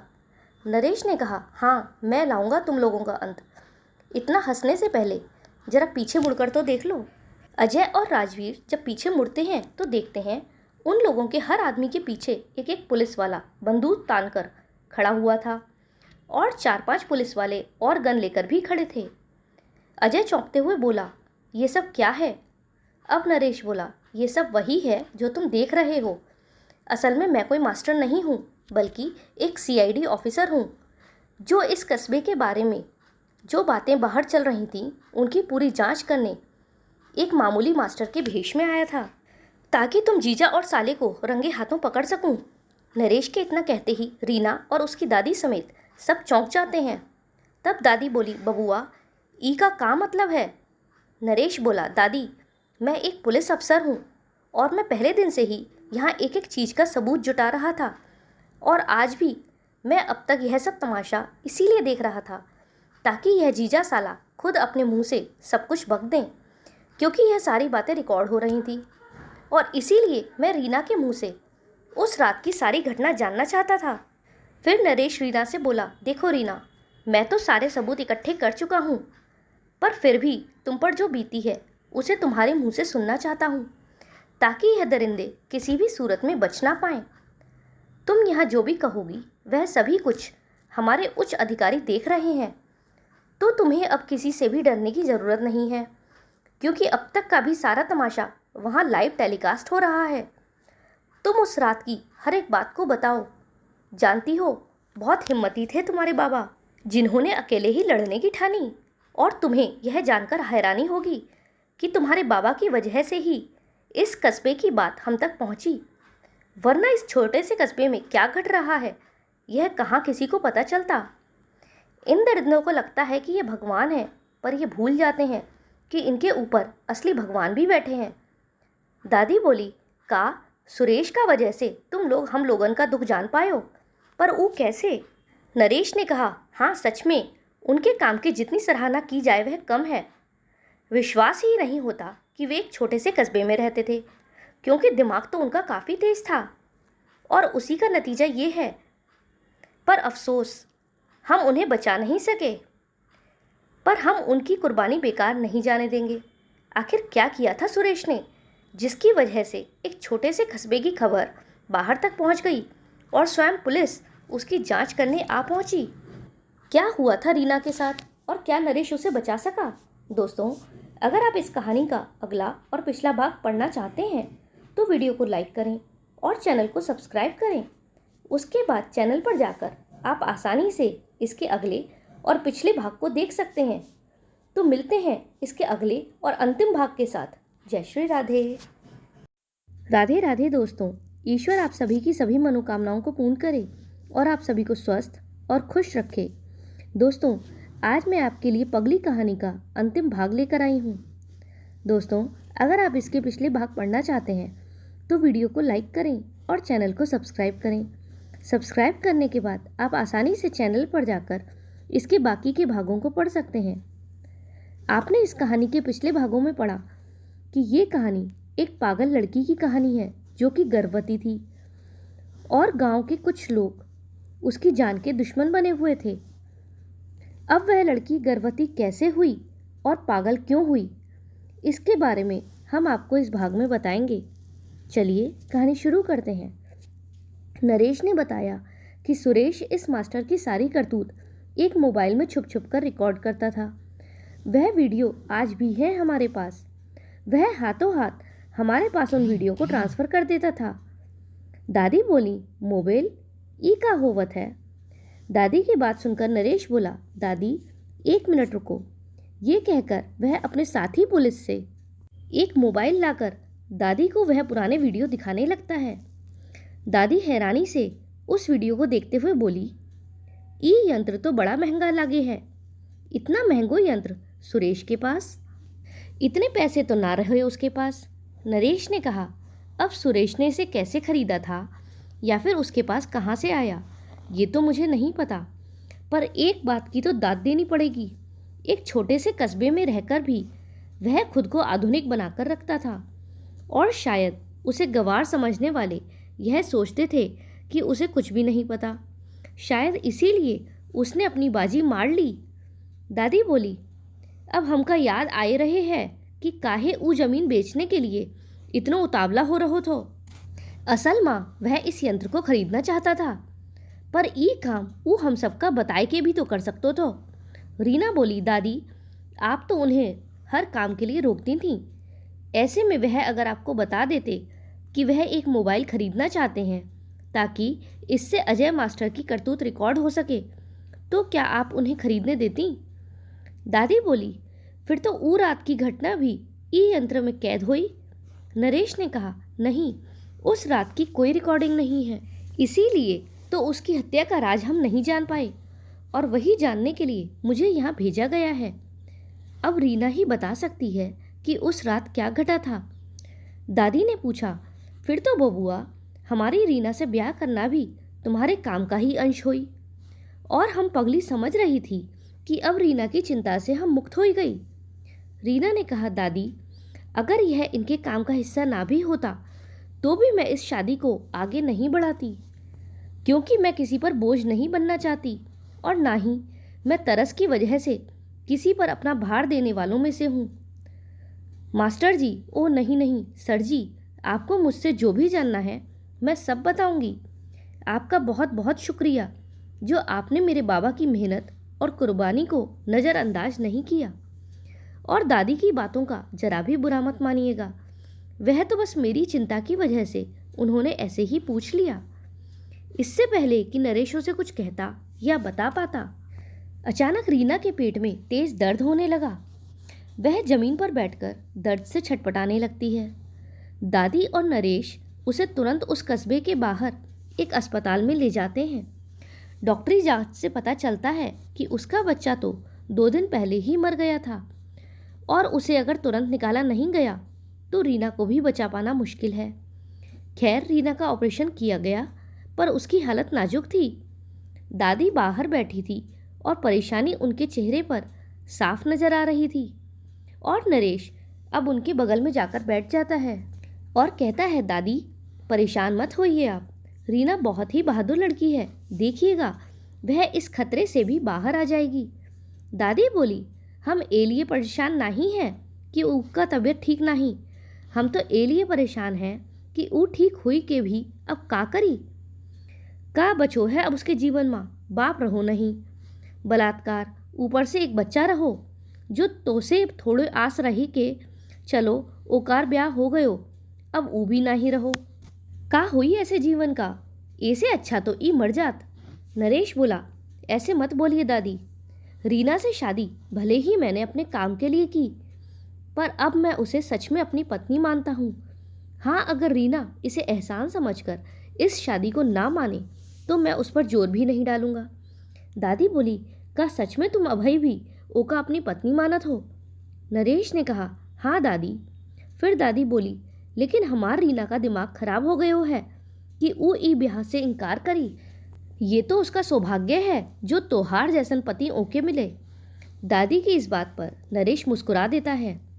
खैर कुछ घंटों बाद रीना को होश आ जाता है और दादी उससे खुशी में कहती है, अरे रीना, तोहार तो भाग्य खुल गवा। बबुआ अभय भी तोके अपनाने को तैयार है। तोहार दुख तो अब खत्म हुई गवा। पहले ई बच्चा से जान छूटो, अब तोहार जिंदगी माँ कोनो झमेलो नहीं। रीना खामोशी से नरेश की ओर देख रही थी।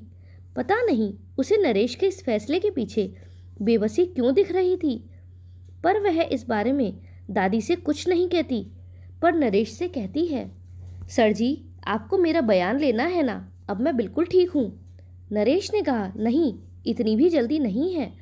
पहले तुम पूरी तरह से ठीक हो जाओ, फिर ले लूँगा तुम्हारा बयान। फिर कुछ दिनों बाद रीना ठीक होकर घर आ जाती है, पर वह नरेश के साथ नहीं, दादी के साथ ही रहेगी, ऐसा कहकर वह दादी के घर ही आ जाती है। नरेश रीना से मिलने के लिए दादी के यहाँ जाता है और थोड़ी देर हाल चाल पूछने के बाद रीना उस रात की घटना बताना शुरू करती है।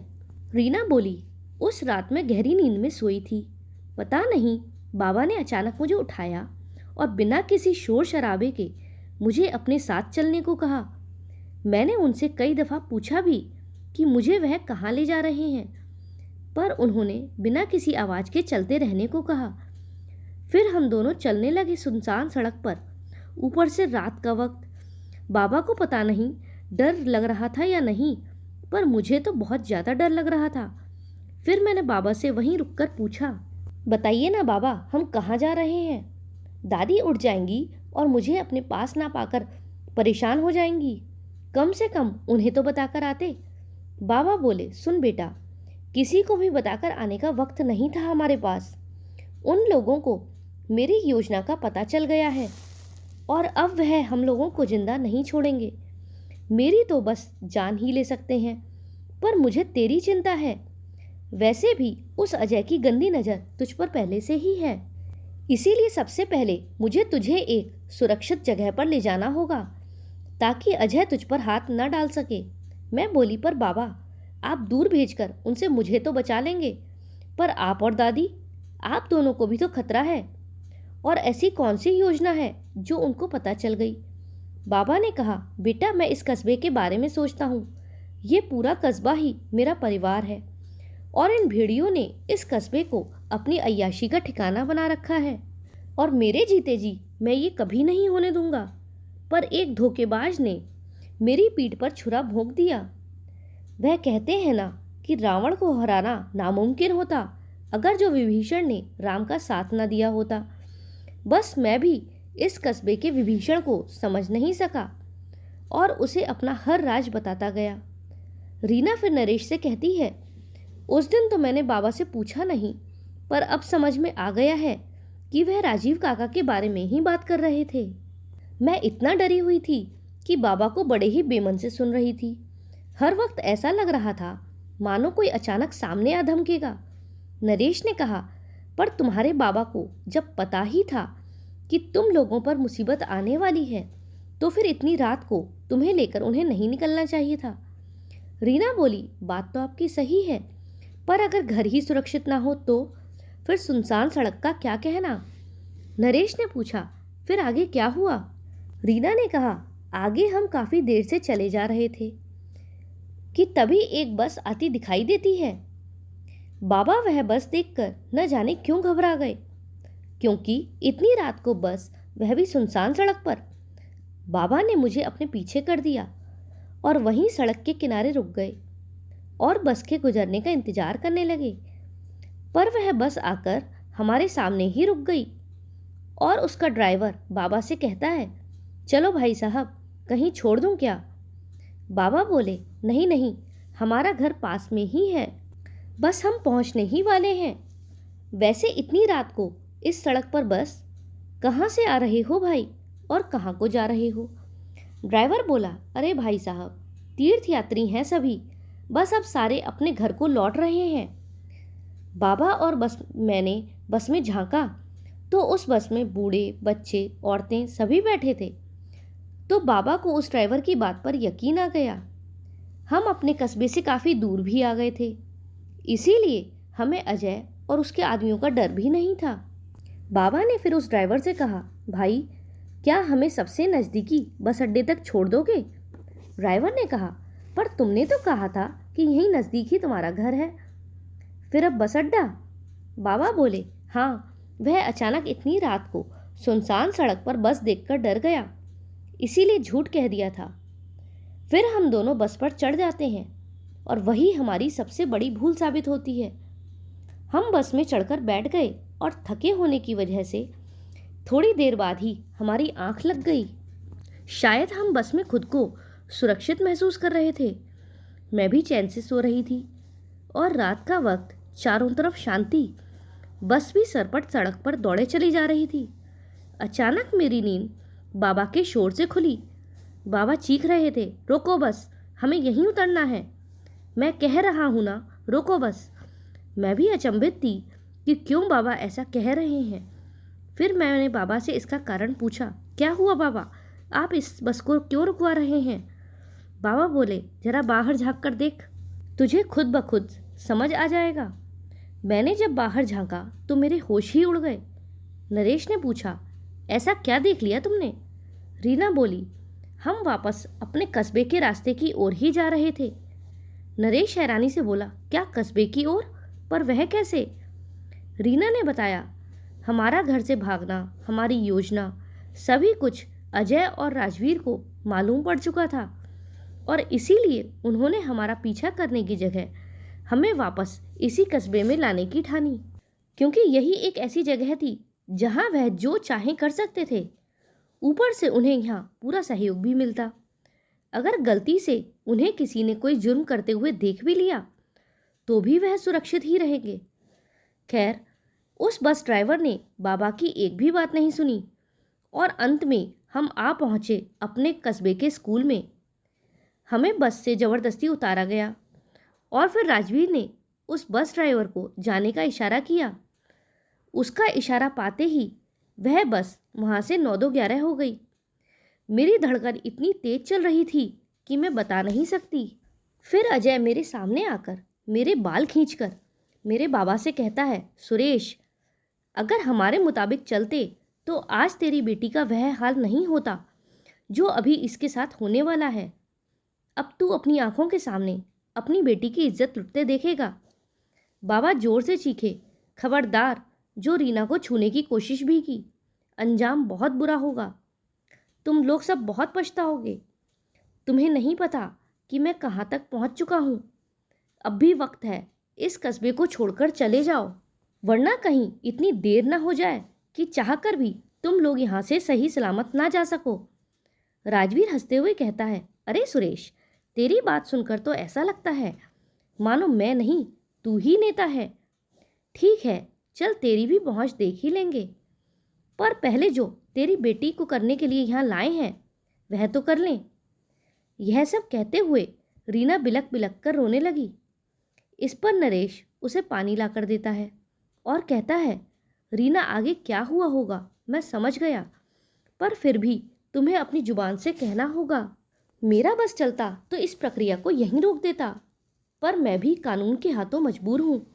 रीना बोली, मैंने तो आपको कुछ बताया भी नहीं, तो आपको कैसे पता चल गया? तब नरेश बोला, पुलिस वाला हूँ, इतना तो समझता हूँ कि एक अकेली लड़की जिसको अजय जैसे राक्षस ने पकड़ा हुआ था तो उसके साथ क्या हुआ होगा। रीना बोली, सिर्फ मेरा बलात्कार हुआ होता तो फिर भी मैं कहती कि आपने सही समझा, पर नरेश बोला, सिर्फ बलात्कार नहीं हुआ तो फिर और क्या? ओह, तुम्हारे बाबा की हत्या भी? रीना बोली, और भी बहुत कुछ सर जी, और भी बहुत कुछ। ऐसे ही मैंने अपना दिमागी संतुलन नहीं खो दिया। ये लोग इंसान नहीं, हैवान हैं, हैवान। इतना कहते ही रीना की हालत बिगड़ने लगी और वह जोर जोर से सांस लेने लगी। नरेश उसकी बिगड़ती हालत को देखकर अपनी कानूनी प्रक्रिया को रोक देता है और उसे दवाई देकर सोता छोड़कर कमरे से बाहर चला जाता है। पर अब उसकी बेचैनी और बढ़ गई थी कि आखिर इतना क्या भयंकर घटा था जो रीना इतनी बेचैन हो गई। यही सोचते हुए दादी से कहकर चला जाता है कि वह अगले दिन आएगा। अगले दिन नरेश जब रीना के घर पहुंचा तो रीना ने कहा, जानते हैं सर जी, बलात्कार एक लड़की के लिए जीते जी मौत की सजा है। जहां उसका शरीर तो जिंदा रहता है पर आत्मा मर जाती है। और जब सामूहिक बलात्कार हो तो फिर उस दर्द का बयां तो हो भी नहीं सकता। नरेश हैरानी से बोला, सामूहिक बलात्कार? सामूहिक बलात्कार हुआ था तुम्हारे साथ? मुझे तो लगा था कि सिर्फ अजय ने। छी, पता नहीं है दरिंदे अब तक खुले कैसे घूम रहे थे। मेरा बस चले तो एक एक को गोली मार दूं। रीना ने भरे गले से बताया, पहले अजय, फिर उसका जीजा, फिर उसके 2 आदमी, और फिर तो न जाने कितने ही आए। शायद मैं वह देखने की हालत में भी नहीं थी। मेरे बाबा बस चीखे जा रहे थे और मुझे अपने बाबा का वह बेबस चेहरा ही दिख रहा था। हाँ, ये पता नहीं चल रहा था कि बाबा उनसे किस बात की माफ़ी मांगे चले जा रहे थे, पर शायद अब उस बात का भी जवाब मिल गया। शायद वह वीडियो वाली बात का पता उन्हें भी चल गया होगा। एक वक्त ऐसा आया जब बाबा ने चीखना बंद कर दिया। शायद मेरे चिथड़ों को देखकर वह पत्थर बन गए थे। फिर बाबा ने कहा, आज जो दुर्दशा तुम लोगों ने रीना की है, अगर इससे भी बदतर दशा मैंने तुम लोगों की ना की तो मेरा नाम भी सुरेश नहीं। बेचारे मेरे बाबा अब भी लड़ रहे थे। फिर जो हुआ वह देखने के बाद ही शायद मैं अपने होश खो बैठी। नरेश ने पूछा, क्या हुआ उसके बाद? रीना बोली, मुझे नग्न और अधमरी हालत में ही खींचकर उन दरिंदों ने बाबा के सामने पटक दिया। मुझे जरा सा होश था, पर बाबा को देखकर मैं जोर जोर से बिलखने लगी। बाबा अपनी कमीज खोलकर मुझे ढकने के लिए आगे बढ़े कि तभी उन दरिंदों ने बाबा को दबोचकर उनके मुंह में जबरदस्ती तेजाब डालना शुरू कर दिया। उस समय बाबा की चीख मैं आपको बता भी नहीं सकती।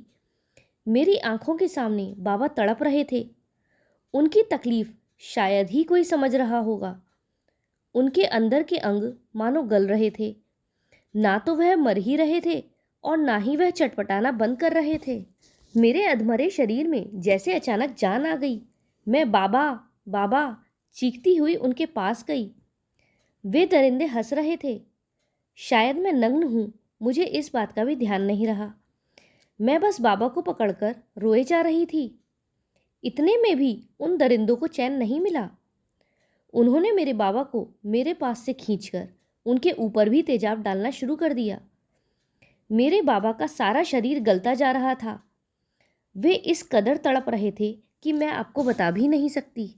फिर मेरे बाबा ने मेरे सामने तड़प तड़प कर अपना दम तोड़ दिया और उसी के साथ मैंने अपना खुद के साथ रिश्ता भी तोड़ दिया। उसके बाद फिर मेरे जीवन में आगे क्या हुआ मुझे कुछ नहीं पता। उन्होंने मुझे फिर जिंदा क्यों छोड़ा मैं ये भी नहीं जानती। ये कहकर रीना फूट फूट कर रोने लगती है। उसके बाद उसकी दादी कहना शुरू करती है, हम तो रात ही से परेशान रहो कि ई बाप और बेटी कहाँ चले गए हो। पर जब सुबह बाहर शोरगुल सुनाए रहो तो हमऊ भी स्कूल के बाहर गए हतो और जो हम देखो उससे हमारा होश ही उड़ गवा। सुरेश का पूरा शरीर गले रहो और रीना सुरेश का कमीज में अर्धनंग हालत में वहाँ बेहोश पड़ी रही। सारा गांव वाला उहाँ रहो पर कोनो भी आगे आनो की हिम्मत ना कर लो। तो हमई रीना को एक बोरी से ढक दियो और फिर वहाँ पुलिस आए रहो। सुरेश की लाश ई कही के पोस्टमार्टम हुई ले गए। फिर कभी हमका उकार लाश ना मिले। बाद में खुदकुशी बताई के अपना पल्ला झाड़ लिए पुलिस। और इधर रीना को होश आए रहो पर ई अपनी दिमागी हालत खो देल रही। एक साथ दुई तूफान हमार ऊपर गिर गए लो। नरेश ने कहा कि शायद उन्होंने तुम्हें मरा समझकर छोड़ दिया होगा या फिर ये सोचा होगा कि तुम्हारे बाबा के ना रहने से तुम क्या ही कर लोगी। खतरा तो उन्हें तुम्हारे बाबा से था। दादी बोली, नहीं नहीं, और रीना को जिंदा रखे का एक और कारण हुई ताकि वो मास्टरवा जब चाहे इससे अपना भूख मिटा सके।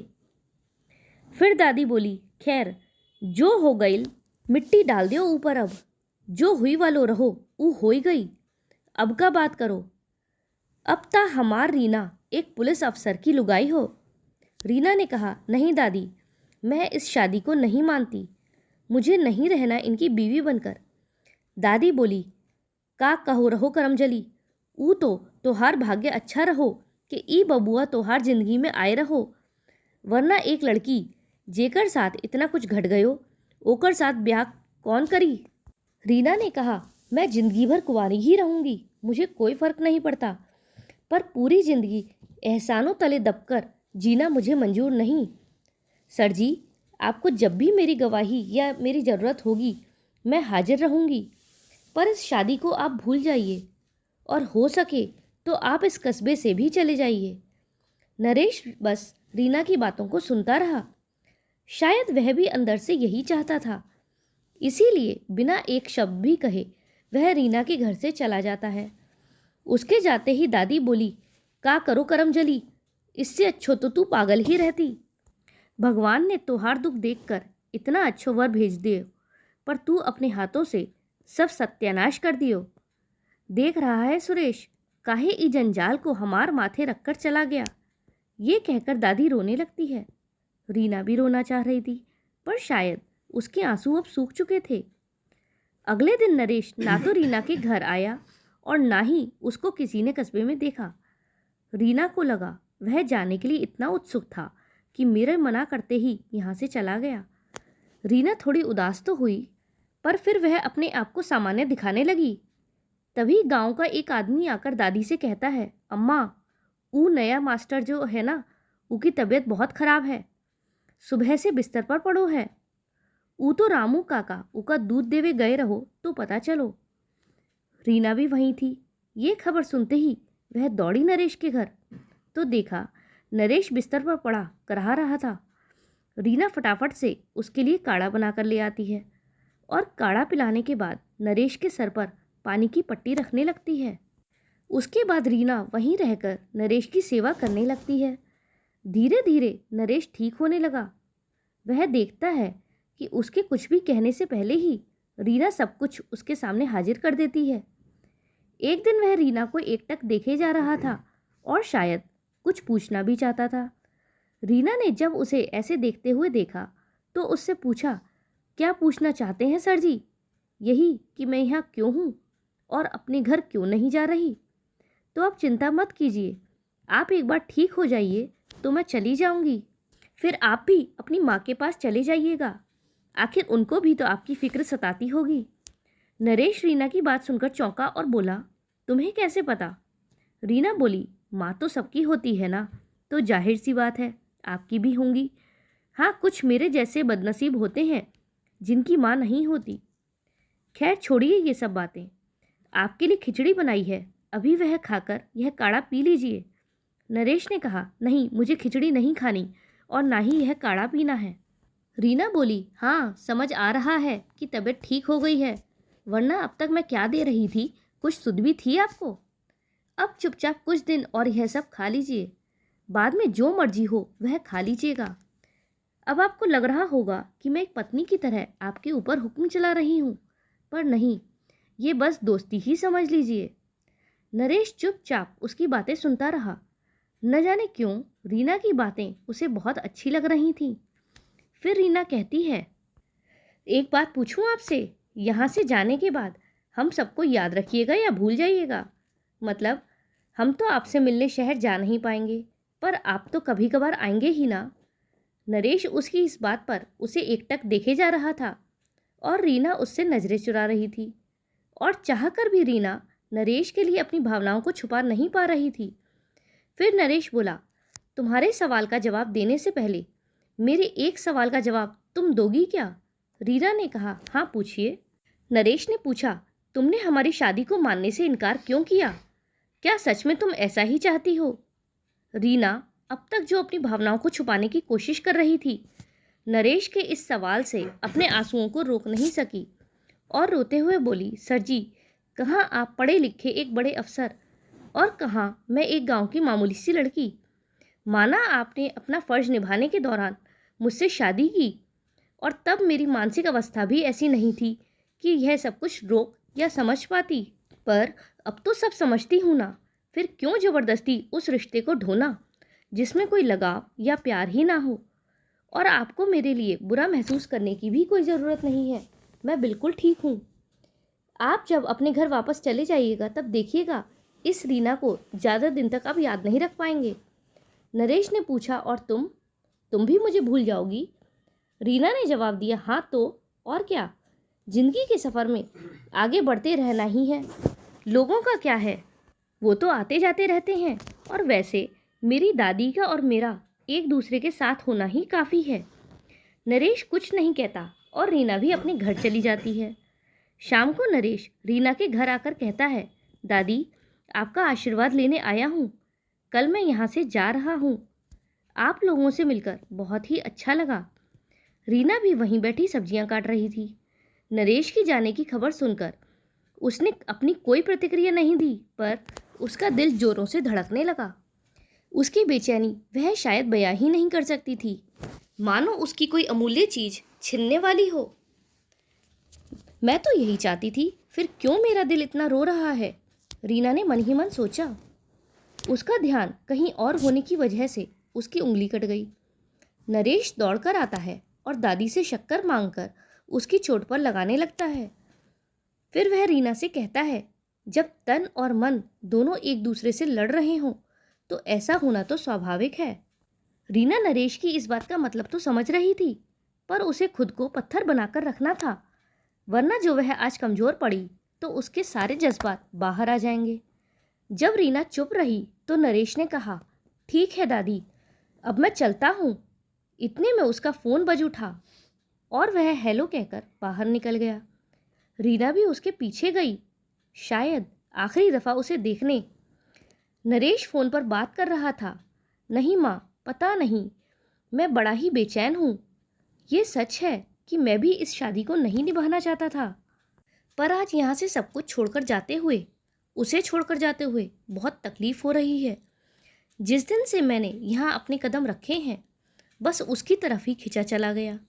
ये जानते हुए भी कि उसकी हालत कैसी है, मैं उससे खुद को दूर नहीं रख पाया। आज जब उसने खुद ही मुझे मना कर दिया, फिर भी उसके पास ही जाने को मन कर रहा है मेरा।